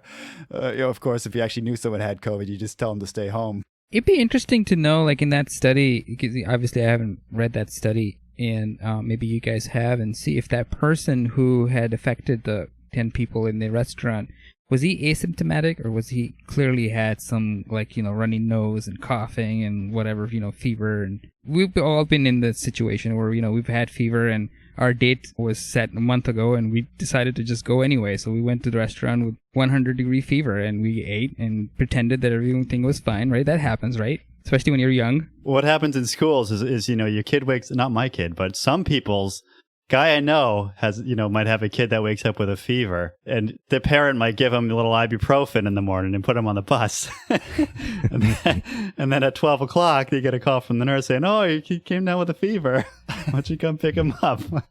That has been known to happen in some cases. And, hopefully with this COVID thing, that'll be something people are a little more cautious about. I'll talk to my friend about that. See, I think you have more hope than I do because, I come from third world countries, and America, Australia is different, right? Like we have this, I guess we're more educated. I don't want to sound like condescending to third world countries because that's not my intent here, but ground realities are different, right? So in America, at least, say what you will about media, I hate it as much, or television, I don't even have a cable, but at least here we may be a little more informed, and we have these discussions, and and in some parts of the world, forget it, man, it just, kid wakes up and the mom says, get out of here, So I hear you. Well, sorry, I got a little off track there, but I did want to say about that restaurant study. What's interesting is that I've seen people argue, looking at that study, I've seen people on one side argue that proves that there is no aerosol spread, because the study authors actually said that they didn't find any evidence of particles, I think, on the air return for the HVAC unit. Whatever investigations they did around aerosols within the space, they didn't find it. And they were hypothesizing, I think the authors of the study were suggesting that they thought this was actually droplet spread and that the droplets were just being moved by the airflow within that space. And so they're saying, I think part of the argument was that half of the restaurant, these people got it, and the other half of the restaurant, the same open space, nobody got it. And so I think they were saying that if this was an airborne thing with aerosolized particles, again, there would be more of an even spread of these gases, let's say, of airborne particles spreading a little more evenly within the room. So I've seen some people argue that study showed that there wasn't significant airborne transmission, but then other people have taken the same study and said, look at airborne transmission, air blows this way, these guys get sick. That's airborne transmission. So this is where the controversy comes from. I could see like if the guy was right by the supply and then all the sick people were by your return, you could kind of make an assumption that majority of his air went by all these people and that's why they got sick. But you're right though, it's an assumption and just, I mean, who really knows? He could have walked back and forth a couple of times. They could be on the way to the restroom and he just drank a lot of water and went a lot of times. Could have been that he went to the bathroom and a lot of those people went to the bathroom and then he affected them. No, they actually, I guess he had video of this restaurant and they kind of track what this guy was actually doing in this space. And they said, that's why people are looking at this as a pretty good study, because they didn't have that. They didn't see a lot of like interaction between these people where they were getting close to each other or where they were, as you said, touching the same surfaces and things like that. I guess they kind of ruled that out to a large extent in the study. So it does seem to be, it's again, the debate between droplets, aerosols, and again, it's a continuum. It's not a black and white thing between the droplets and the aerosols. Yeah. I almost want to look at the diffuser layout, right? And the air movement, you know. Oh, they drew that up in the study. Yeah, they had a graphic. Man. Oh, yeah, it's great. I kind of want to see that. All right, hold on. Let me pull it up here while we're talking about this. I want to get your interpretation of this. Oh, yeah, here we go. Yeah, no, it's great. And I've seen this reference in a lot of places. Yeah, while you guys are looking for that, I just want to say something. So there's this sort of assumption with the aerosols that it acts like an ideal gas essentially, and once it comes out, it's essentially spread uniformly throughout the room. But of course, if you've got ventilation and airflow moving through a room, then that's going to disrupt that ideal spread of the aerosol anyways. You know, you're not going to get this uniform distribution throughout the room. I think it'll probably go everywhere. Like if someone at an office cooks popcorn or tuna or something like that in the microwave, you smell it all over. Yeah. Are you seeing this? So where was he seated? Was he at a table? Yeah, let me explain this a little bit for the benefit of the listeners here.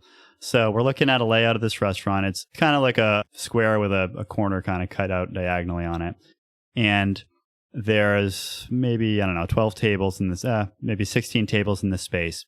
And 6 of them are up in this kind of upper part of the square. And then there's 8 more tables or so, 12 more tables down in the lower part. And so what they said is that nobody down that lower part got infected. They're just zooming in on this upper portion up here. So then within that upper portion, there's an air conditioner. The way they draw it looks like a wall-mounted air conditioner kind of on the right-hand wall, right? That's blowing air across these 3 tables up along the upper wall here. To the left. Yeah, so it's blowing, as I'm looking on the page. Yeah, it's blowing, follow the arrows. Yeah, blowing from right to left.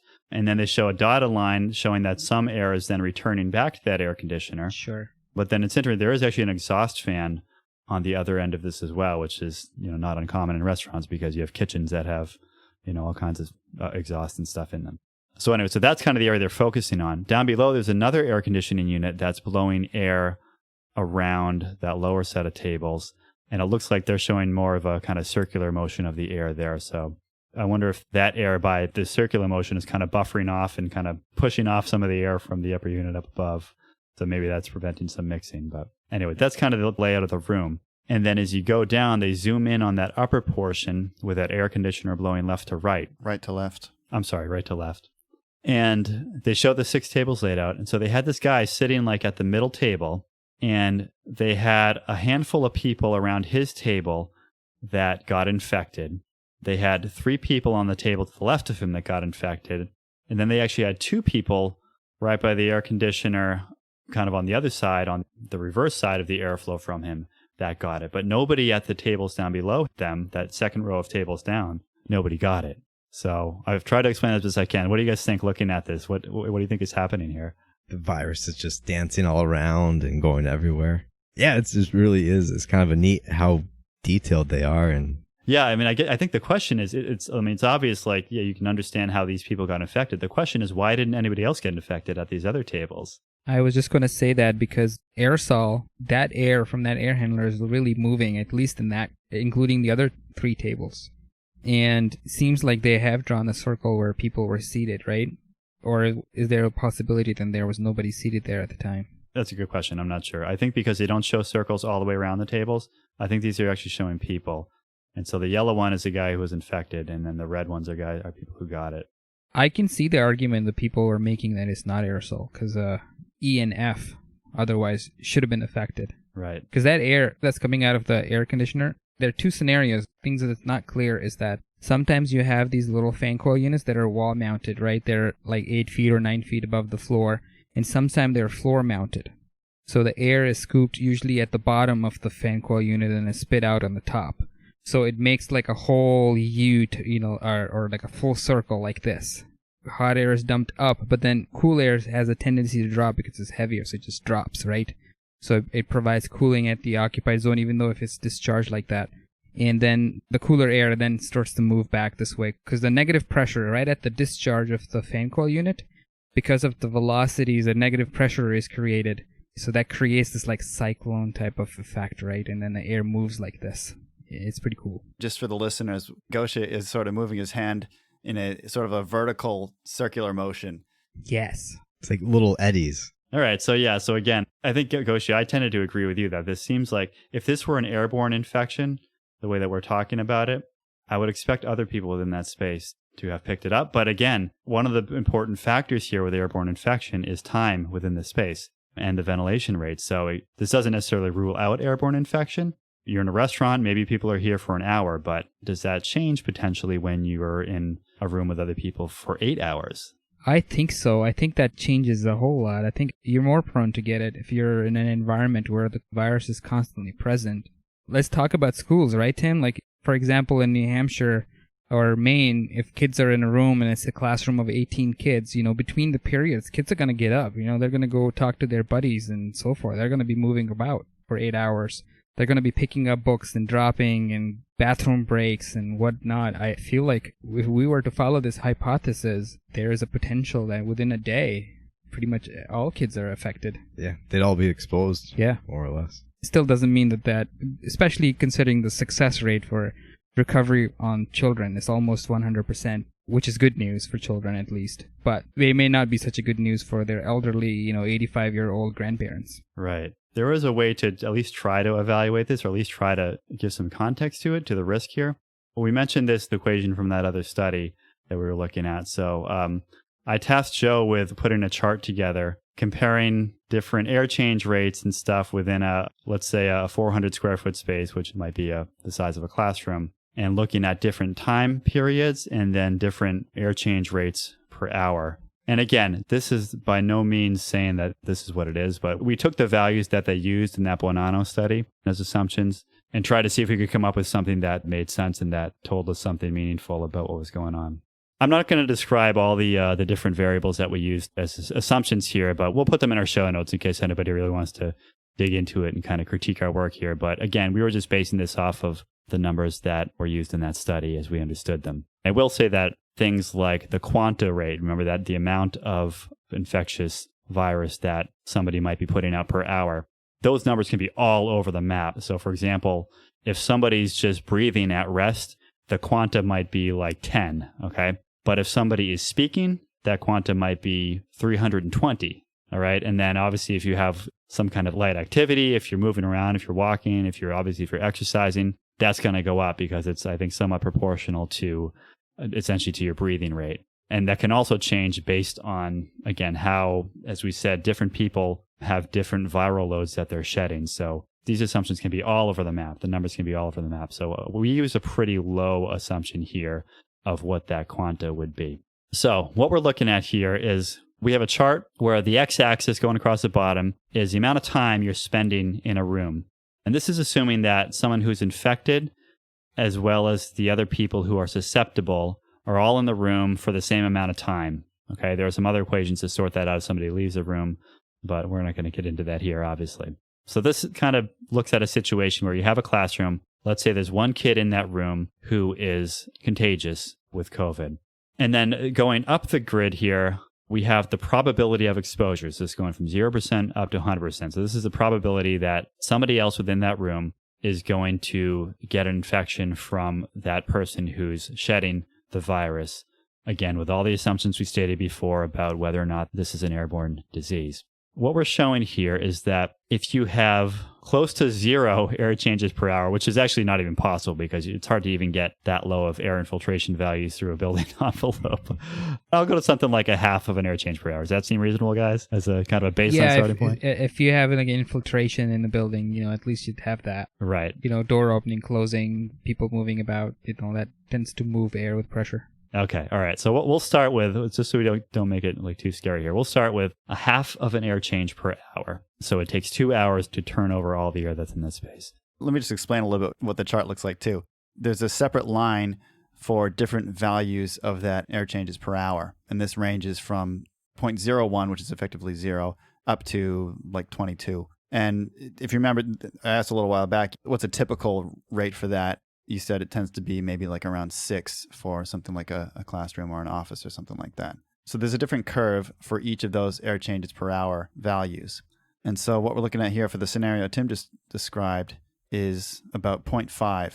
So the one I have closest to that on here is 0.6. And what that shows is that over about 8 hours, the probability of exposure would be around 35%.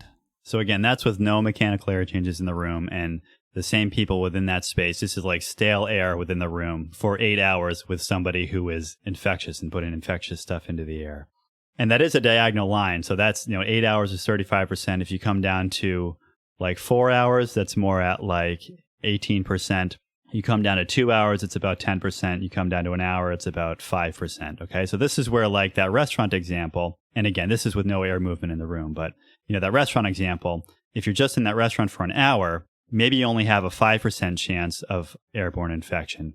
Whereas if you're in that same space for 8 hours, you might be looking at more of a 35% chance. So that's where the risk of airborne infection could potentially start to become much more significant over time compared to the droplet risk. Right, and this is also assuming that the air changes that are happening in that room, the air is filtered or clean. It's not recirculating the same air over and over. Right. Is that how the formula works? Is that based on clean air or is it just based? Yeah, I guess it is. This is air within that room. So it's possible that if you're recirculating air, that you could be getting air from other rooms on the same ductwork system that are circulating in air that's fresh for that room, that's not infected, that's coming in from those other rooms over a period of time. But then that gets us into a bigger discussion of then, at what point does this room start to contaminate the other rooms? I think we'll get there, but let's hold on that for the moment and just think about the single room and assume that we're bringing in, as Goshe just said, outside air or at least filtered air, that we're considering fresh air for this room. So then if we start to look at some actual air change values here, if we jump to about 1 air change per hour, those numbers start to change so for 8 hours, instead of 35%, that goes down to about 25%. If you're in a room with 1 air change per hour, at 4 hours, it's about 12%, and at 1 hour, it's about, I can't read this, but it's probably about, 3%, something like that. So then you get down to, let's say, 2 air changes per hour. Those numbers start to drop again. So at 8 hours with 2 air changes per hour, you're down at like 11%, whereas at 4 hours, you're down to maybe like 3%, and at 1 hour, you're down, probably getting down close to 1%. The ASHRAE recommendation is that in light of the COVID studies and so forth and recommendations, they do say that your spaces should be at least 2 air changes per hour. Is that correct, Joe? At minimum? I did not read all that stuff. I did. So they say at least 2 hours reduces the amount of, but then again, it's through proper filtration and the rest of the measures that they'd like you to take. Right. So I just wanted to chime that in so that at least people are aware that the American Society of Heating and Air Conditioning for Engineers is recommending that at least 2 air changes per hour. Okay, no, that's good. It's good to have that context of the kind of what, again, what's the baseline here? Obviously, it's not 0 air changes per hour. There's almost no space that's gonna have 0, I wouldn't think. I guess there could be some that don't have very good outside air capabilities, but yeah, and then obviously you can go up from there. So if you get to like 6 air changes per hour, which Joe mentioned might be fairly common, that gets you down to, even at 8 hours, you're down to like That's maybe like 3%, 2.5%, 3%. Yeah, okay, yeah. 8 hours, you're down to like 2.5%, 3% maybe, and then obviously it goes down from there. You get to like 12 air changes per hour, and that starts to drop to almost nothing. You're down at 1% even after 8 hours. So that's where these air changes per hour, if there is a concern about airborne infection, the ventilation rate here is really a big deal for preventing the spread of that within a space and then bigger picture within a building. Yeah, it is pretty interesting when you're at the higher air change rate. I mean, it's when you're obviously like, is it 9, even 6 for those first 5 hours? It's very, very small chance. Right. So it seems like you can do quite a bit by just bringing in a decent amount of outside air and refreshing the air in this space. It actually is pretty effective at mitigating this infection risk, again, with all the assumptions we've made here. Yeah, it's kind of like the same, the curve starting to flatten out when your air change rate's higher than 3 or something like that. Between 3 and 4.4, it seems like it starts to flatten out quite a bit. And it's very similar to the curve that I was talking about, the amount of time you need to purge a building, right? So once your air change rate is at 2, it would be around 85 minutes to get 95% removal of contaminants. And if you jump to 3, it said it would take 60 minutes, but then at 4 air changes, it was at 40 minutes. So it was only 20 minutes different from there. And then at 5 air changes, it was at 30. So you can kind of see that it's sort of a different way they're correlating with each other. Yeah, there's sort of like a diminishing returns. You can keep cranking up that airflow, but the more you do it, the less of a benefit you get. So there's probably a bit of a sweet spot somewhere in the middle there, around That's that right. 2 or 4 kind of air changes. Yeah, I think the goal here is that at some point, I mean, if you think about it just conceptually, it's like you have the person who's infected putting a certain amount of these virus particles into the air, and then you're kind of fighting that with the amount of fresh air you're bringing in, and you're trying to just keep up with that, right? You're trying to keep ahead of the amount that this person is producing by the amount of air that you're exhausting out of that space and the amount of fresh air that you're replenishing within that space. The numbers you were just talking about, how long it takes to clear the room, that's if you have this contaminant in the room and then everybody leaves and then the room's empty, then you scrub it. So the graph that we're looking at here is more like that contaminant is continuing to be put into the room during the time of occupancy here.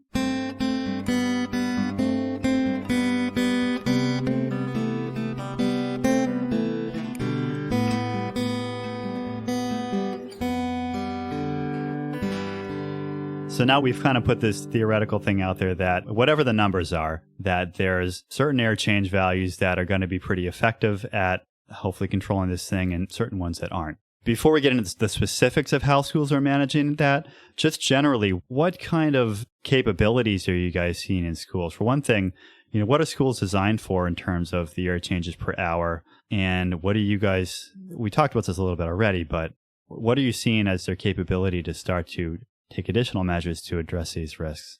I would say new schools, what we're saying, a lot of them, especially classrooms, you have air conditioning, you have good filtration.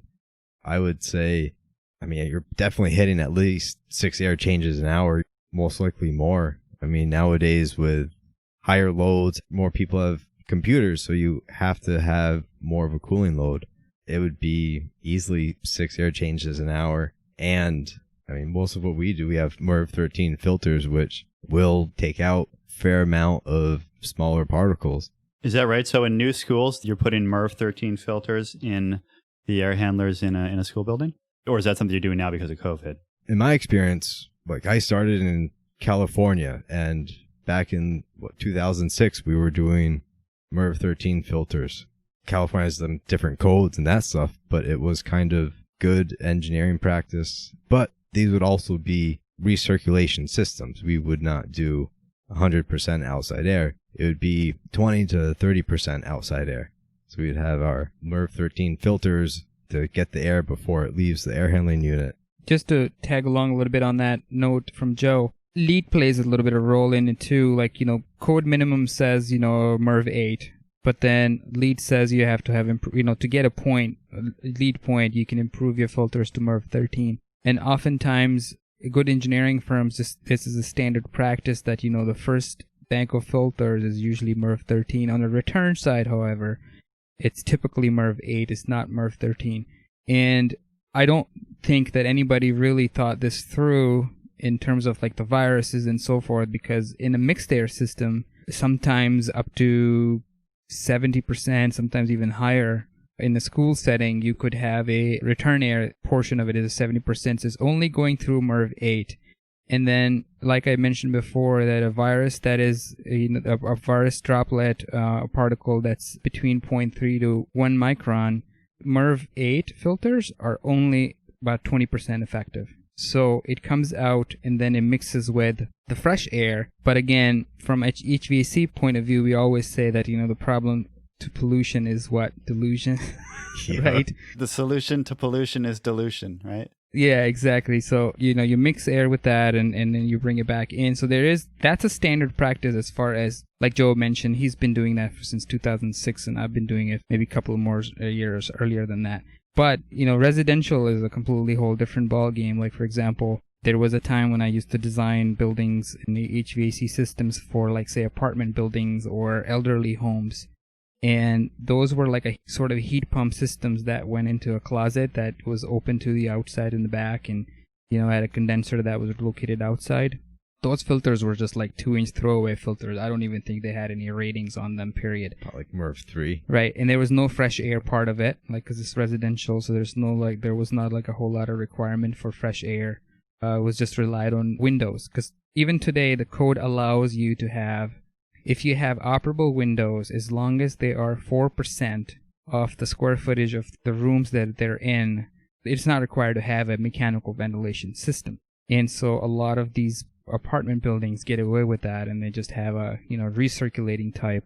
So that filter, and then if it's a condo type of situation where owner themselves are required to replace filters, don't even get me started on that, because the filters never change until 10 years later down the road they sell the house and someone else buys it, and then they open the thing up and they say, "Oh my God, what is this? This is a lot of mold." That happens. Not everybody, obviously not. Yeah, I definitely haven't done that at my house for the last 2 years. What? I can only imagine what kind of things are growing over there in Australia. I want to just quickly circle back on the LEED thing. So LEED says put more 13 filters in there. And again, we have some solutions that can solve this problem. And there is some like retrofitting and things like that required. And I think we'll get into that shortly, for what schools can do to overcome this problem and how they can, But as far as the answer to your question, Tim, the air changes is in the schools is typically higher air change rates, so 6 and up. So that's good news. Okay, so talking about new schools or recently built schools, we're probably looking at 6 air changes, possibly MERV-13 filtration systems worked in. So they're pretty well equipped to, I guess, do what needs to be done for, let's say, best practice for addressing what might be an airborne infection concern, right? Yeah, in some schools, like for example, there are projects where there are chill beam jobs. It's not fan coils, but the chill beams. If you guys are familiar with chill beam is kind of like a fan coil unit, but it has no fan in it. There are two types. There is a passive chill beam and there's an active chill beam. The active chill beam is driven by the amount of fresh air that's put into the chill beam from the air handler, and it creates this negative pressure across the coil. And so induction happens right at the return part of the grill, and then there's a filter in there. It's not a very fancy filter, throwaway filters again, but the amount of fresh air that's brought into the space is typically 4 to 5 times the amount of fresh air that you would have if it was a fan coil unit system, or even if it was a mixed air system. So the chill beam type of projects, those would be probably the cleanest rooms you could find, even maybe cleaner than hospital rooms. Okay, so that's new schools, or newer schools, let's say.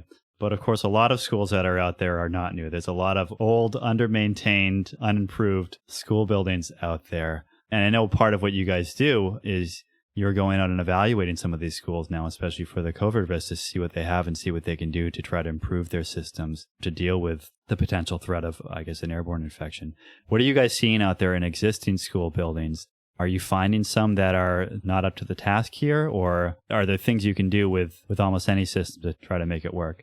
Definitely, obviously, you get the whole spectrum of schools. Some probably okay, some that might just have heat, not even ventilation, and those are probably the ones, and they have to actually do something to get ready. I mean, to be honest, it is. I see a whole range. I don't know if there is a typical existing school. Even trying to think back to my school growing up, I know we had operable windows. I don't know if we had any ventilation or not.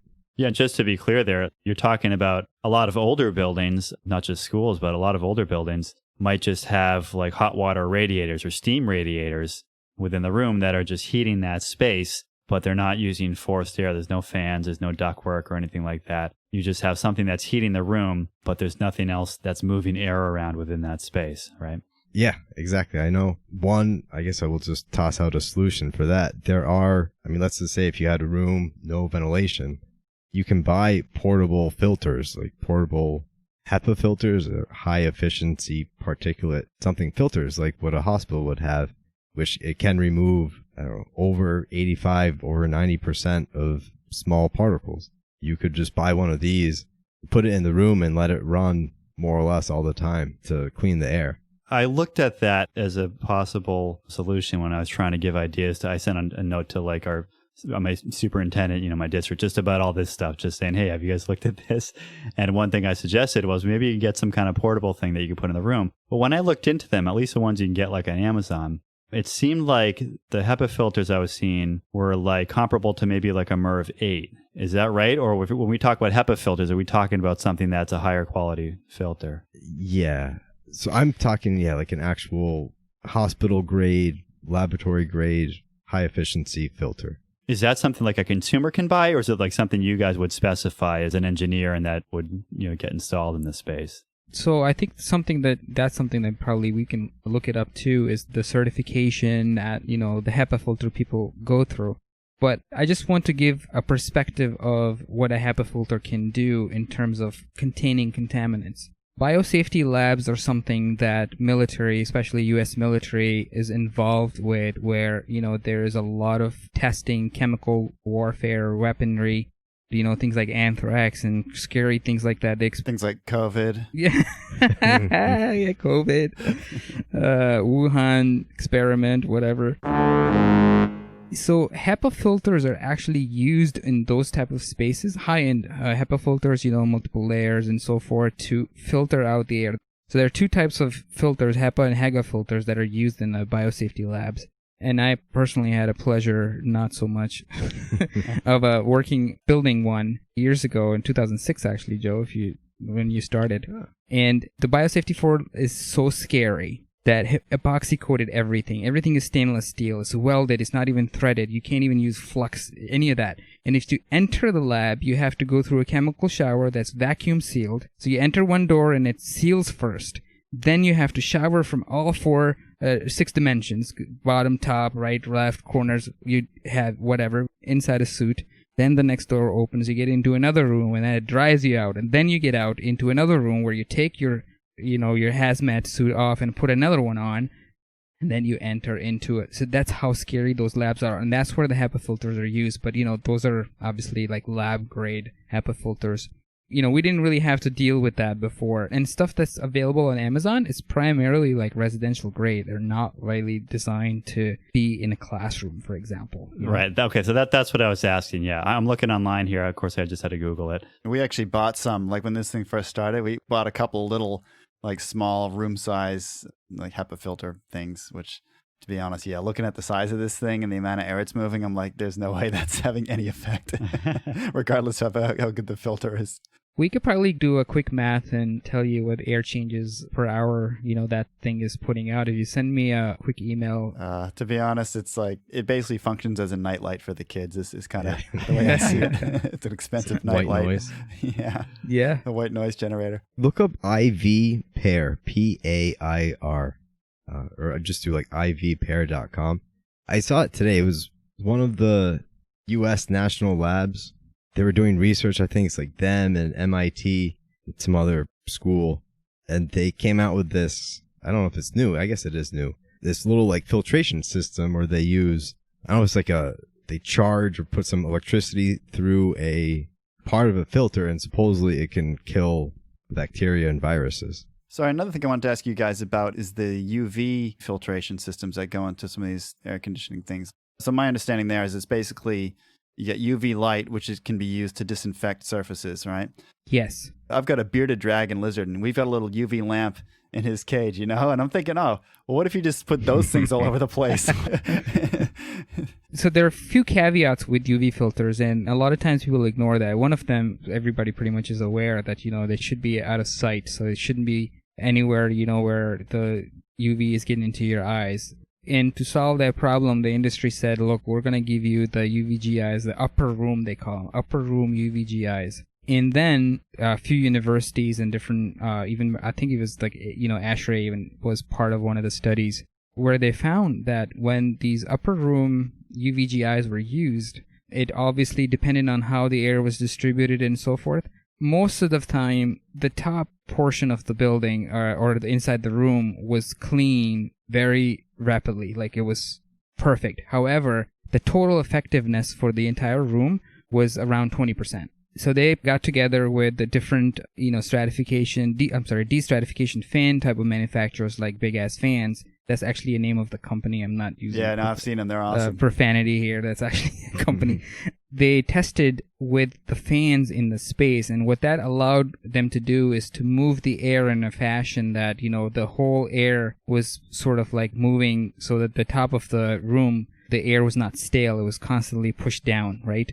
And the effectiveness of the UVGI system went from 20 to around 85%. So it was a significant improvement on that. And these things are also integrated into air handling systems. And there are certain things to be cautious about.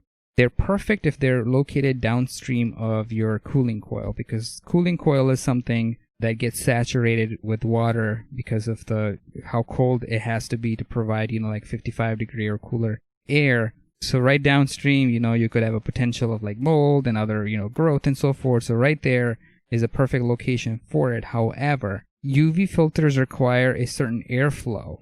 UV needs a certain amount of time to work on air to be able to purify that air. And if the air is moving too fast for the UV light, it's ineffective. So what they say is perfect UVGI filtration is not really filtration. It's like light therapy, if you will. The ideal condition is between 400 and 500 feet per minute. And that's what you only see usually inside the air handler. So the casing of the air handler or the fans and everything, that's where, because of the size of the duct, they're typically sized for around 500 feet per minute. But yet it still requires 2 feet of length. So that increases the size of your air handler by 24 inches. If it's implemented inside the duct, it could be inside a duct, right? And if it is inside the duct, the velocities of the ductwork are much higher than 500 feet per minute. So now what it means is that the size of that UVGI system has grown exponentially, only because it needs to shine on the air for longer periods to be effective.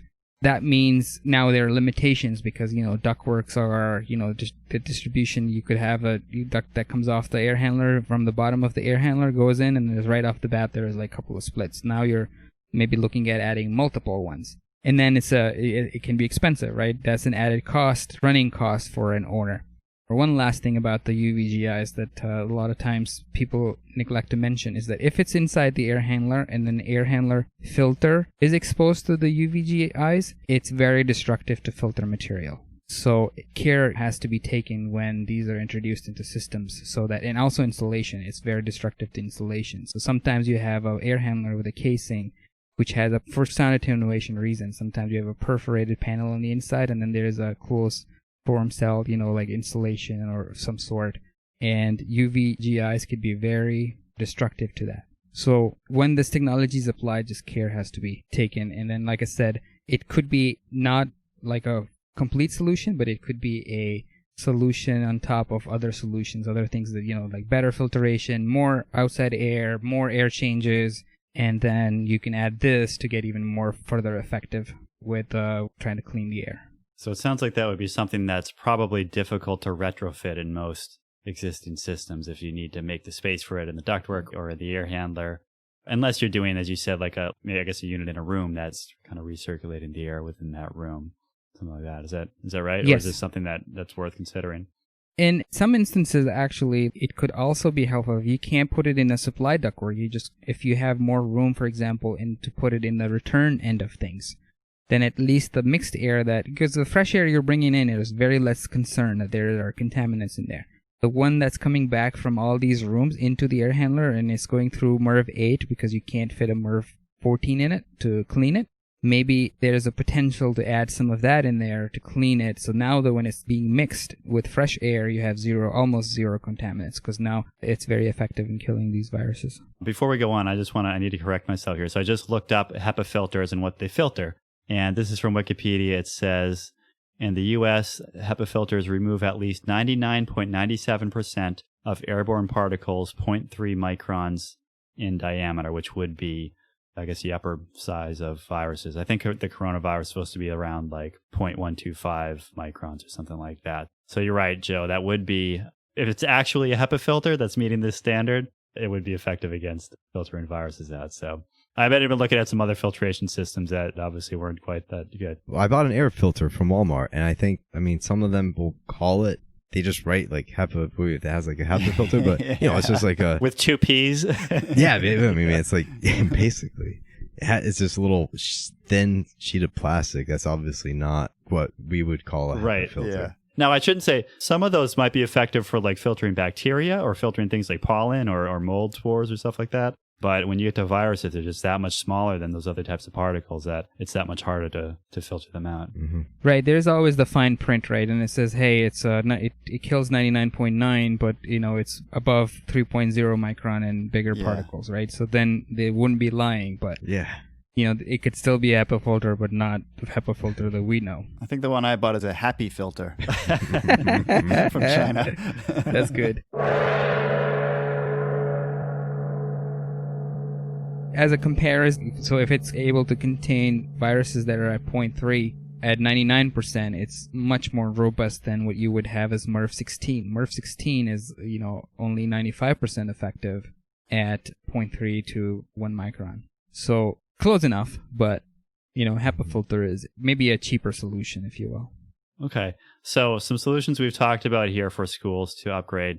One would be bringing something in the room where you can get some filtration rate. There might be ways to do that with some kind of UVGI ultraviolet light system.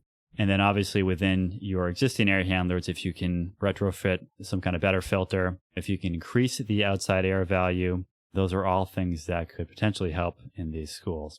What else are you guys seeing as strategies to try to address this? You mentioned sequencing earlier, and I cut Joe off, but do you want to get back into that and just talk about some other, I guess, operational strategies for trying to reduce these kind of infection risks? I think with the sequencing, one thing that we see, the idea is that you could you run your air handling systems before occupancy and after. And if you run it before, you can kind of purge that air, get it nice and clean. You run it afterwards to evacuate the air, hopefully remove a substantial part of any virus or particulates. That's a pretty big one.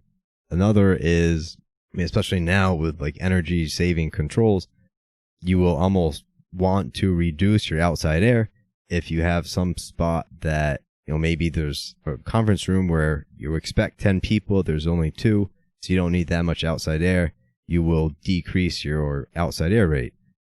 We are seeing a lot of, you basically will disable such controls so that you are not going to reduce outside air. Even if you could to save energy, you will kind of maintain at least your minimum outside air and just let it run like that basically all day. If your systems do not have adequate filters, you could run your air handling systems all night and more or less just not shut it off. It's obviously an energy price you pay, but you hopefully have a much healthier environment. Yeah, but that's a pandemic mode, right? You can write a sequence that says this is a pandemic mode, and while we're in the pandemic mode, this is what's happening.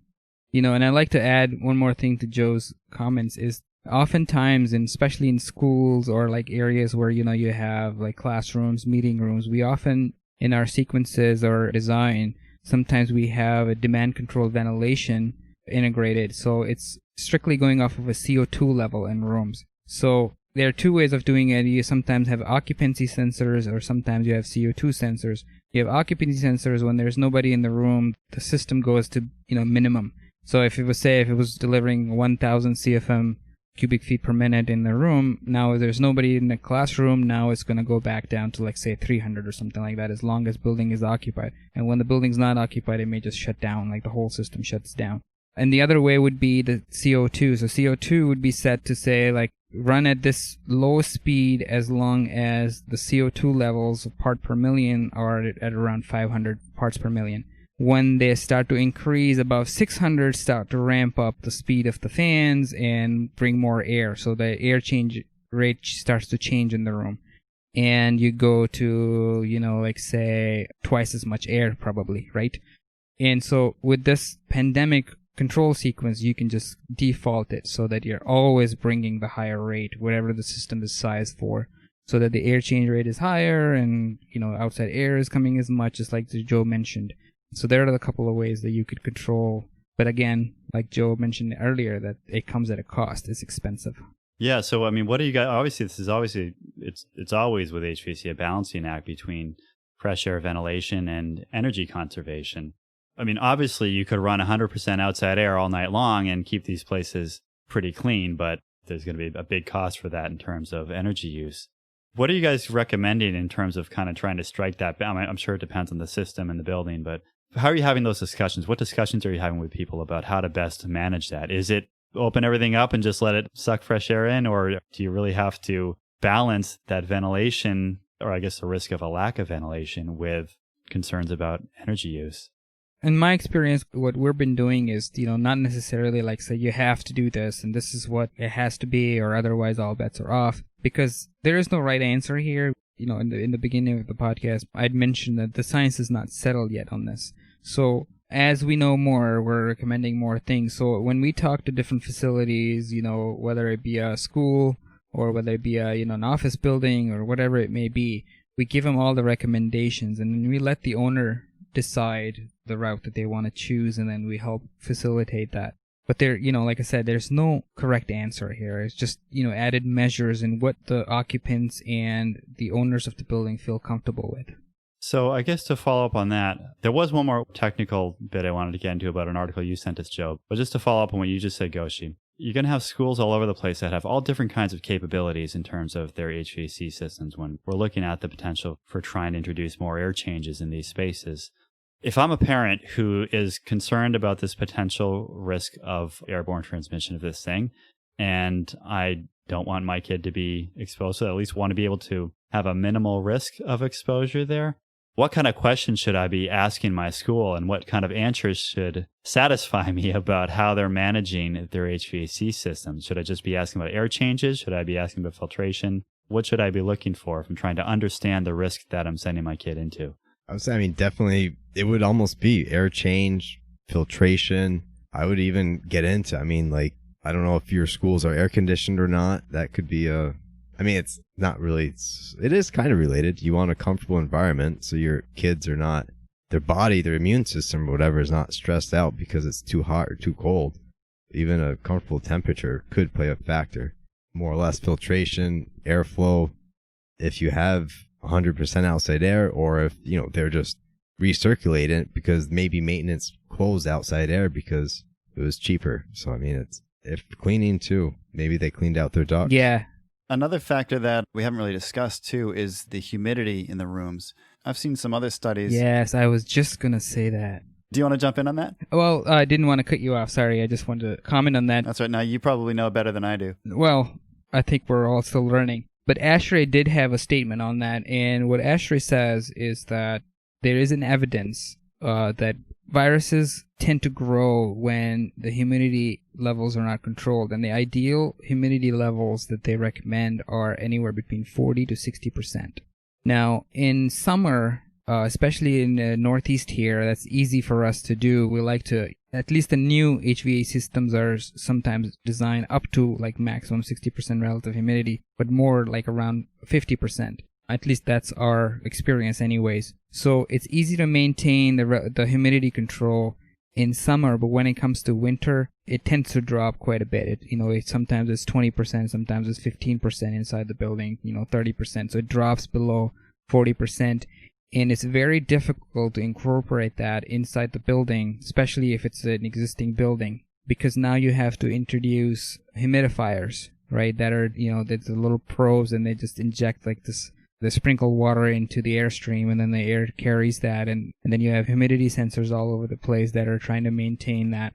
But the issue with that is that in the winter especially, there is a potential for microbial growth, inside the walls and stuff. So most of these buildings the envelopes are not designed to account for that.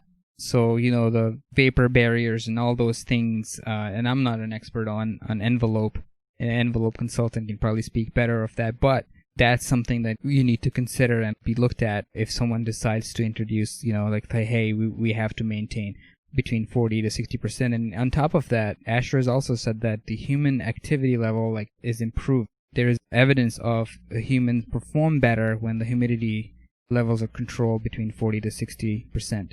Just to restate something you said there, you were talking about adding humidity systems. Most HVAC systems don't have humidification included in the system. Is that right? Unless you have a special need for it. Like I know certain hospital spaces, you're introducing humidification. But... Yeah, so hospitals would have it, and then sometimes what happens is like some instrument rooms. Sometimes, like say if you have some sort of piano that's made out of some special wood where it's stored, sometimes you need to maintain 35-40%.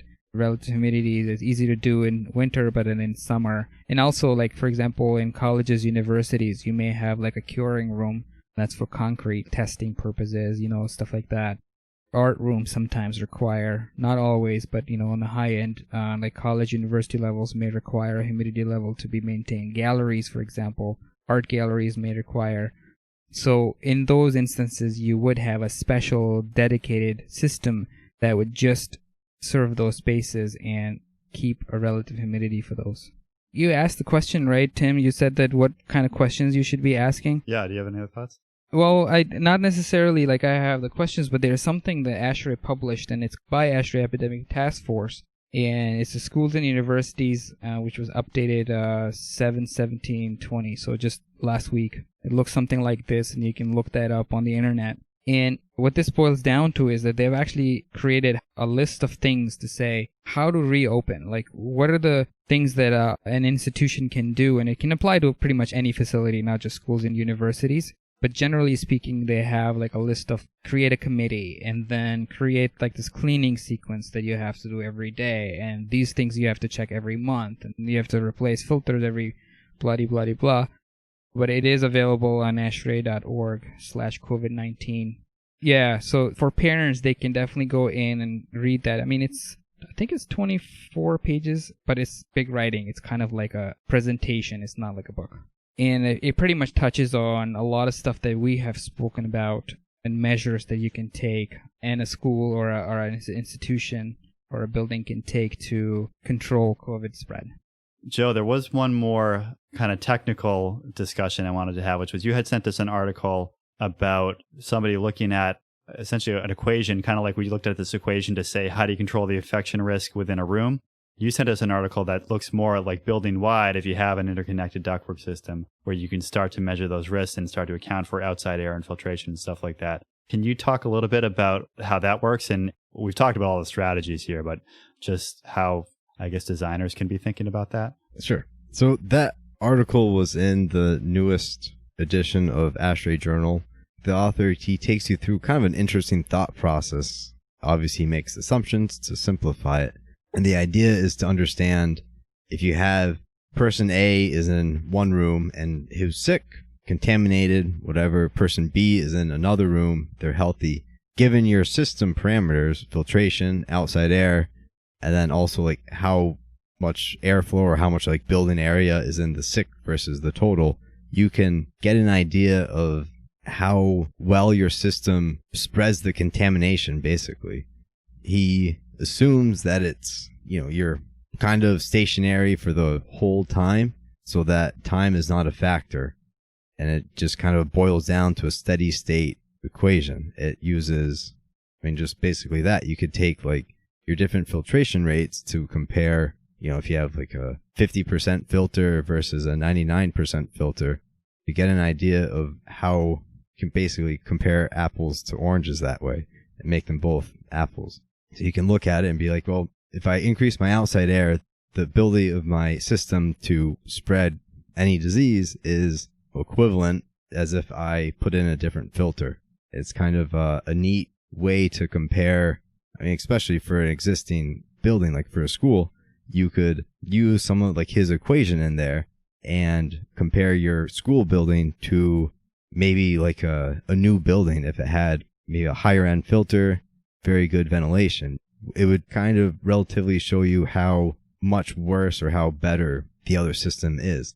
One thing that I thought was kind of interesting about it, it shows that the room where the sick person is, if it has a very effective ventilation system, it just means, I mean, great, it's great for that guy, but it also means you're capturing a lot more of the bacteria or disease and spreading it around. It really clearly shows the impact of having a recirculation system versus 100% outside air.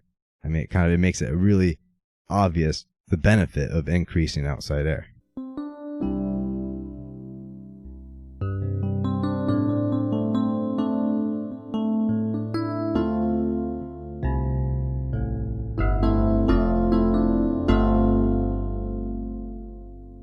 I think we're getting towards the end here. Thank you guys for taking all the time with us. There was one more, a very important question I wanted to bat around with you guys, which is masks.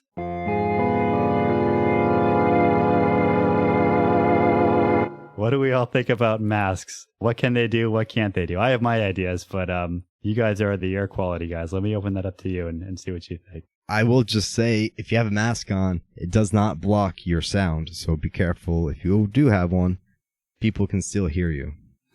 That's a good one. I want to hear what Joe B has to say about that. Well, I've got my whole kind of conspiracy theory, which maybe I'll finish with that.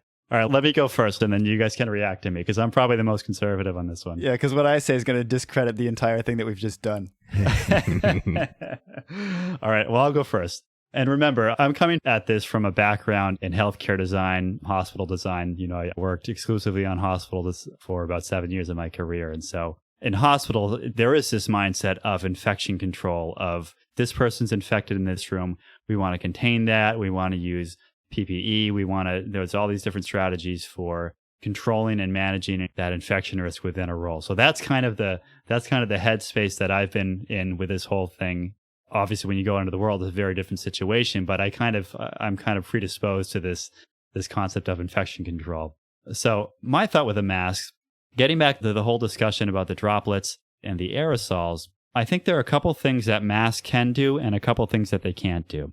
First of all, talking about droplets, right? People are saying if you social distance 6 feet, then you don't need to wear a mask because, you don't have that risk of these droplets getting to you, or at least it's a very low risk. I don't really buy that. I think that there can be a risk, as we've talked about, both from some smaller particles going a little further and being exposed, as well as obviously a sneeze or a cough or something, which, as we said earlier, can project these particles much further. So for me, with the droplet risk, there was this meme going around that if neither of us are wearing pants and you pee on my leg, then my leg gets wet. If I'm wearing pants and you pee on my leg, then my leg gets a little less wet. If you're wearing pants and you pee on my leg, then only your pants get wet and, my pants don't get wet.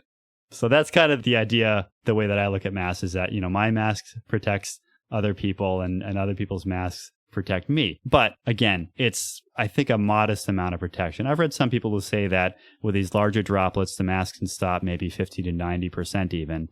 And again, those particles then could become aerosolized and stuff too. So there could be some mitigation of the aerosol control as well. But that's my thought on that. But what masks can't protect against, and some of the studies where people are like, oh, look at this study. These people wearing masks and this guy still got it. The mask didn't do anything. What the masks don't protect against very well is this airborne infection, right? Because if you imagine if you're smoking a cigarette with a mask on, you blow the smoke out. If you have one of these little cloth masks on, the smoke's still going to come out and still going to go out into the room. Maybe it filters a little bit of that, but not much. So to me, the mask can provide a little bit of protection from this airborne risk, but if you're in a space with somebody for 4 hours, and if this airborne transmission is a viable path, then the mask isn't going to do much to protect you at that point. So I'm not saying that a mask, these little cloth masks protect you in all these different situations, but I think it can provide some protection against droplet spread if the person who's infected is wearing one. So I'll stop there and let you guys tell me I'm wrong. And hold on, one more thing. Even outside, even outdoors, I think that's possible. Outdoors is much more of obviously you have much more air movement, much more dilution and everything, but even outside, I think that mask can provide some degree of protection. Really quick, I try not to put myself in situations where, I guess in general, I like my space, so it's kind of nice. But regarding the masks, my general take, for the most part, I am okay not wearing one. If I want to go into a store and they require it, I put it on. But as far as it being useful, I mean, my mask, my mom made me my mask, and I think she's not a horrible sewer, but it is just more or less 2 pieces of fabric. And, it's not sealed all around my face. It's not form-fitting. So obviously, like, even breathing, it escapes. A lot of my breath escapes, hopefully. Otherwise, I mean, you don't want to just be rebreathing your own air. So on the mask, I'm sure there is some, they're obviously useful. If you have the right mask, it's more useful. If you buy one of the power fan assisted HEPA filter masks, obviously that would be probably the best thing to do. Like, if you wanted to be sure, you would buy a power assisted HEPA filter mask. Yeah, and I guess I should clarify that what IC mask is doing, it's not that you have any less particles maybe getting out there, especially airborne particles, but I think that it can stop the trajectory of especially larger particles from coming out and spreading within that 6-foot radius or that 27-foot sneeze distance or whatever. So it's kind of one angle of attack, but it's not a saving grace for this whole thing. Like, I don't think if we all wear masks that this thing goes away in 2 weeks or whatever people say, I go next. So this is where my conspiracy nut job comes out. I believe that it's all about conformity. It has nothing to do with science. Maybe it provides some protection, but I'm also of the opinion that this COVID spread is as dangerous to certain demographics as the influenza is, and we never bother to wear masks when it comes to that. I don't really like to rely on studies all that much because oftentimes they get debunked by somebody else, and who knows who's lying, who's not lying. But one of the recent things that I saw, just to support my hypothesis, is that the masks are not effective, especially for smaller particles or aerosols, is by a couple of PhD doctors from University of Colorado that have just come out 2 days ago and said that masks for COVID-19, not based on sound data, and their names are Margaret Sietsema and then Lisa Brochot, and she's retired, I believe. She just retired last year from the university, and they're both PhDs and immunologists. So this was their sort of expertise. And then I've also seen some doctors, especially like emergency room doctors, and even, and there are not many. I mean, obviously most of the doctors take the official narrative, but there are some doctors who say that we don't wear masks because the only reason we wear masks is because we don't want our spit, when we have someone cut open, we don't want our spit to fall into their open wound and infect them somehow. So there is that evidence that, but again, it depends on the size of the particle. So if we're going to say that we need at least MERV 14 to get 90% of this virus under control, then we know that for sure that your masks are useless. Yeah, just to be clear, I'm not saying that me wearing a mask protects me significantly. I think that, especially from airborne particles, these masks do probably nothing against these smaller aerosolized airborne particles. I'm just saying that for somebody who is infected wearing a mask, that I think there's some level of protection there for other people. Yeah, I saw a study which was similar to one that Goshe just mentioned, which was, it might have been the same one, but basically they did sort of a meta-analysis of some other previous studies, not for COVID, but for other similar diseases like SARS and flu and stuff like that. And it was actually pretty much a randomized controlled study, so it's, more or less the gold standard as far as science goes. They were looking at randomized controlled studies, looking at the effectiveness of masks, as well as some other things like washing hands and stuff like that for preventing disease.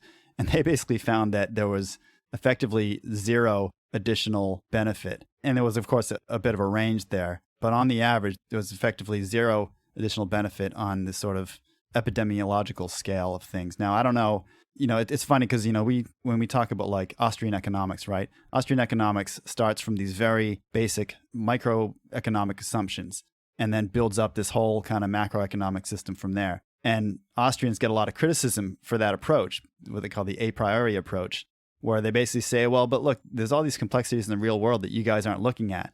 And I think some of the stuff with the masks is sort of doing that same thing, where they're basically saying, well, look, obviously, if I've got a mask on and I'm talking, it's going to catch some of this stuff coming out of my mouth. But what this meta study does is it's just looking at, said, okay, that's great. We're going to look at what has actually happened when people have worn masks and when they haven't. And it's basically come out, because there's probably other factors that go into it, like actual compliance, when are they actually wearing the mask all the time and stuff like that, and you see these people around where like they got a mask hanging down around their chin, they got it on, but it's not covering their face.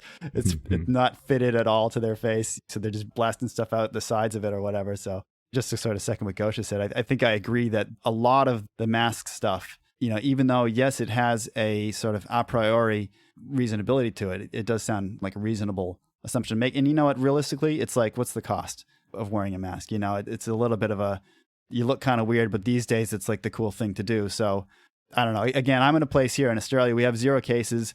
There's no restrictions being enforced. I haven't worn a mask throughout this whole thing. My wife actually had ordered a pack of masks, like $100 worth of masks off of Amazon, like right when this thing first started. So we've got these like surgical masks sitting in a box somewhere that we haven't actually used. So I haven't been immersed in that culture of mask wearing, which you guys have over there.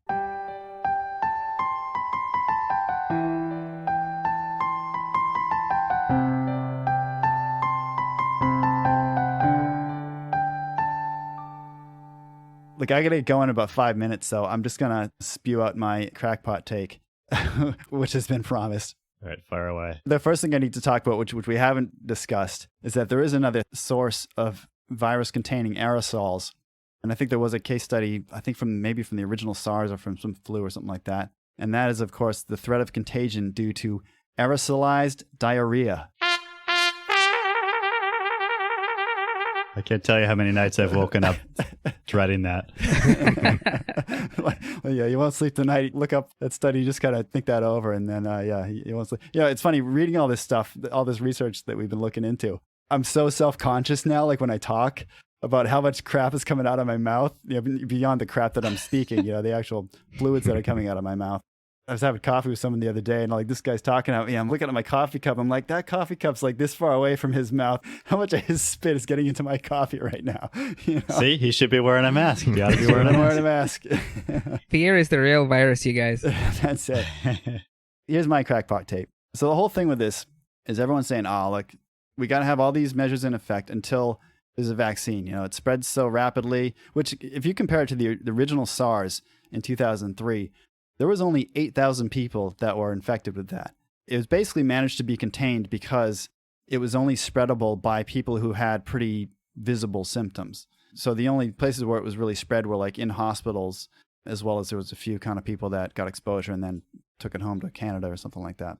But for the most part, if people say, oh, well, the original SARS virus just died out, so that could happen with this one too. It's a bit of a different animal here. This one is obviously much more contagious. It is spreading a lot more. And there's some controversy over this asymptomatic spread thing, but it's not completely crazy.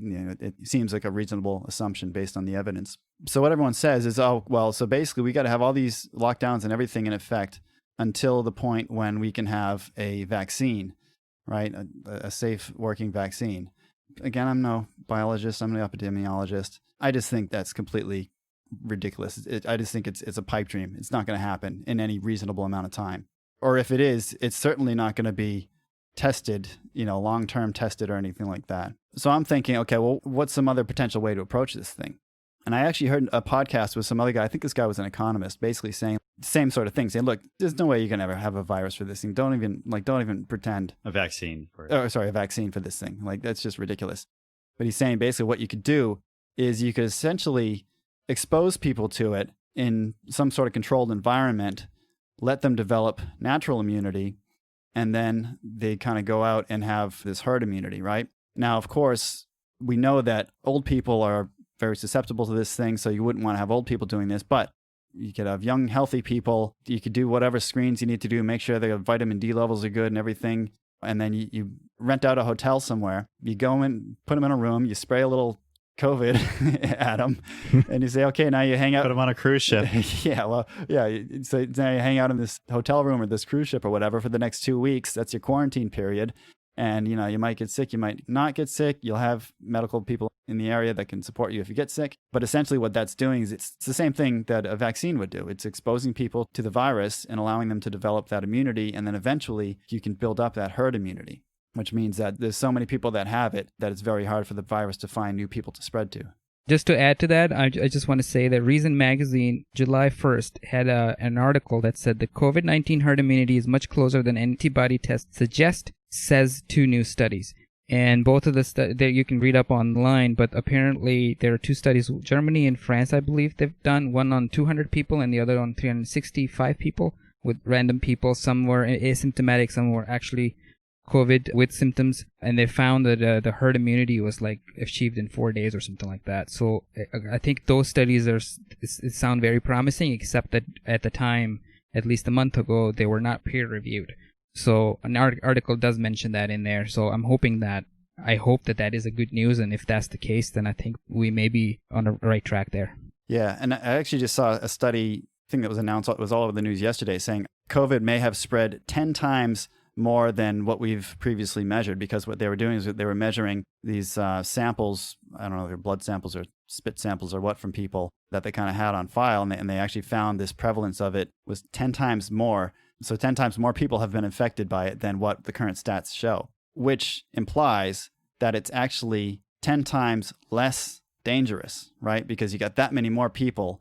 If you're looking at the sort of, case fatality rate, case hospitalization rate or whatever, if the actual number of cases is that much higher, then the actual real danger of it is much lower. And it also means that you have a lot more immunity already in the population. And again, it also means that a lot of people are just not as susceptible to getting sick from it.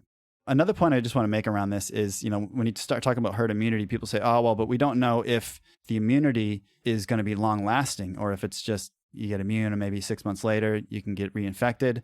But I guess my point on that is, well, that's going to be the same case whether or not you get infected in this sort of exposure method or if it's a vaccine. Correct. Now, of course, if it's a vaccine, then that's the best situation for Pfizer, because that means, oh, well, you got to get a booster every 6 months. And so they're saying Pfizer or whoever comes up with this thing is going to have like a $15 billion windfall when they release this vaccine, but that's if it's a one-off vaccine for everybody. What happens when it's like every 6 or 12 months, everyone's got to get a booster, just like the flu shot, because the flu shot mutates and all that. And the other thing with the SARS thing is, early on, I was looking at trying to work out, what's the mutation rate of this thing? From what I can see, I don't think anyone really quite knows that at this stage. And I don't know, I haven't done a lot of research lately on that to see if that's been nailed down a bit better. But one early thing I found was suggesting that it was somewhere like between influenza A and influenza B rates, which, as we know, those things mutate every year, which is why the flu shot doesn't work. I agree with that. But it's regardless of whether the flu shot works, it's why you're supposed to get a new flu shot every year, because the idea is that you're getting a new strain of the virus every year, right? Which the scientists hope matches whatever actually happens to be going around in the society. So my crackpot take on that is basically that sort of thing. It's saying that you send kids to school. We know that kids have very low susceptibility to getting dangerously sick from this thing. And now, of course, yes, there are kids who have gotten sick. No kidding. Look at the statistics. It's a vanishingly small number. And if you're worried about that, there's things you can do. There have been studies showing that vitamin D deficiency is a pretty big factor in susceptibility to this thing. Rhonda Patrick is someone who has done a lot of good work summarizing a lot of the papers that are out there and a lot of the research that's out there on different susceptibilities and stuff like that. So theoretically, you send kids to school, someone's spreading COVID, it could have this effect of conferring immunity on them if they're getting exposed to it in a small enough dose that that's another thing we haven't really talked about too, is that we've mentioned this infectious dose. Obviously, if you're with someone in a hospital room for 12 hours and they're coughing all over the place, you're going to experience a bigger dose of this thing than if you walk into a shop where someone's had it in the last half hour and get a smaller dose. And basically, there seems to be a threshold where under a certain dose, you're effectively going to develop immunity without getting symptoms. What that dose is, we talked about this quanta or the infectious dose earlier. It's going to vary wildly for different people, but it seems to be that kids need a much higher amount to get sick compared to old people seems like a pretty low amount of the virus to get sick. So that's kind of my thinking, is that, now I'm not saying that you should just willy-nilly send kids into a place where the virus could be and expose them. Like, that's no way, you shouldn't be doing these biological experiments on kids, Yeah, don't do that. It probably doesn't need to be said, but the reality is, it's a natural experiment, really. Some kids are going to go back to school, some kids aren't. And we've talked about ways you can try to mitigate that risk. But at the end of the day, life is risky, things happen, and I guess we'll find out what happens once these kids all start going back to school. All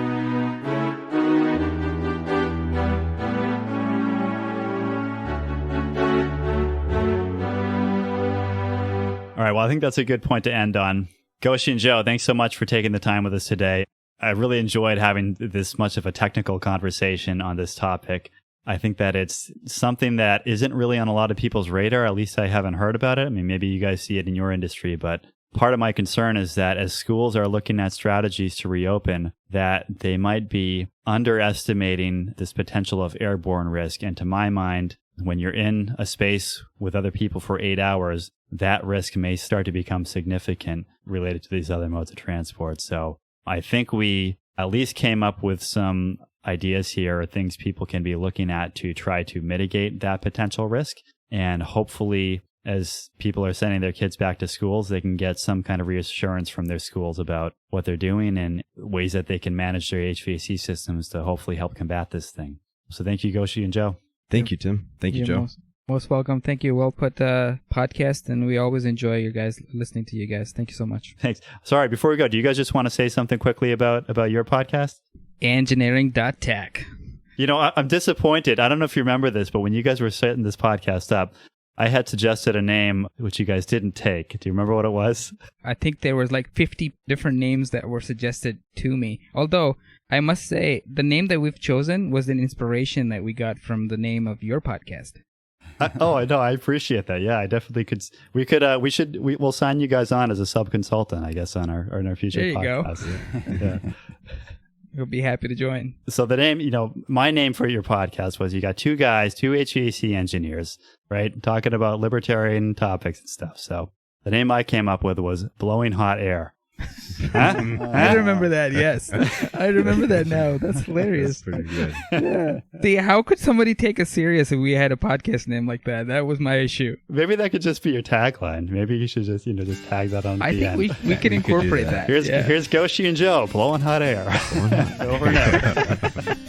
That's really good. I love it. We're going to start using that, Joe. I'm all in. Well, thanks a lot, guys. Hopefully some people will go over and check that out. If you like the technical content on this episode, you guys do get into some really cool technical topics about all kinds of things, not just building and engineering related, but you're kind of looking more broadly at the world of tech and some of the intersections with some libertarian ideas. That's right. Mm-hmm. All right. Thanks a lot, guys. Bye. Thanks. Yeah, bye.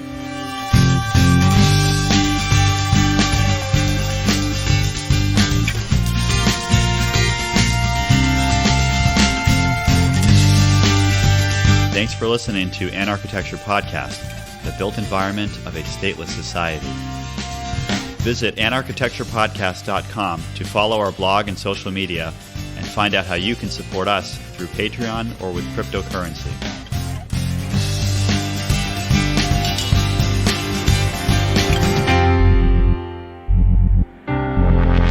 Yeah. Can we save that? Let's save that for the episode. Maybe we just start rolling, huh? Because I think we could have it. We should discuss that in the episode. I thought we were rolling. Oh. I don't know. What do you think, Tim? Are we rolling? I want all my jokes back. I'm gonna I want to use them. We always do outtakes at the end. Okay. So the best jokes make it to the outtakes. I mean, generally, it's like I wanted to start by talking about this whole controversy about, is it transmitted by droplets or airborne, aerosols or surface spread? Like, it is all a hoax. Or is it all a hoax? So this is what Joe said beforehand. He said this whole email, and I think the way I want to kind of set this up, it's all a hoax. Do you really believe that, or no? Are you no, I'm just totally kidding. This is a really short interview. Sorry, I have to ask that question when I'm talking to libertarians. You never know, right? You never know. I think my attitude. Well, I mean, I think I'm kind of biased because I am in this position where it's not a big deal here because there aren't cases. But like in Melbourne, they've had a lot of escalating cases lately. But they're also testing like 40,000 people a day in Melbourne. So of course they're fine. If they were testing people like that here, they'd probably find some cases too, It's kind of like, everyone made fun of Trump. He made some comment about, if they stop testing people, then you'll stop finding all these cases, it's actually true. But he said it kind of backwards. He should have said like, well, the reason they're finding so many cases is because they're testing more people.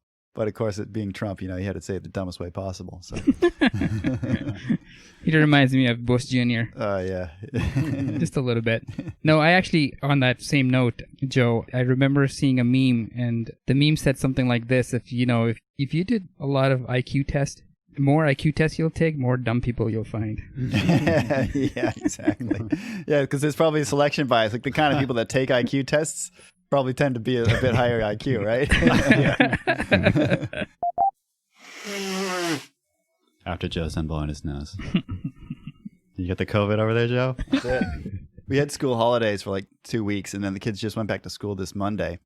And my kid, he went over and slept over at a friend's house for 2 nights, the previous Thursday and Friday. They camped out, and then Sunday he comes down with like a fever and coughing and everything. So his first 2 days back at school, he was homesick. Oh my gosh. It's like, it's probably not COVID. You got him a test? Nah. I've had like a sore throat the last couple of days too. It's like a super spreader. Again, I'm like, nah, I'm not. Again, it's like, if you don't test, it's not COVID. So some people would say even if you do test, it's not COVID. False positives. That's it. What do you think? We ready to roll? Yeah. These guys have been ready to roll for the last 15 minutes. We keep running our mouths. I'm so mad about that. Bye, Joe. Thanks, guys. Yeah, I got to go get my teeth cleaned. Make sure the dentist wears a mask.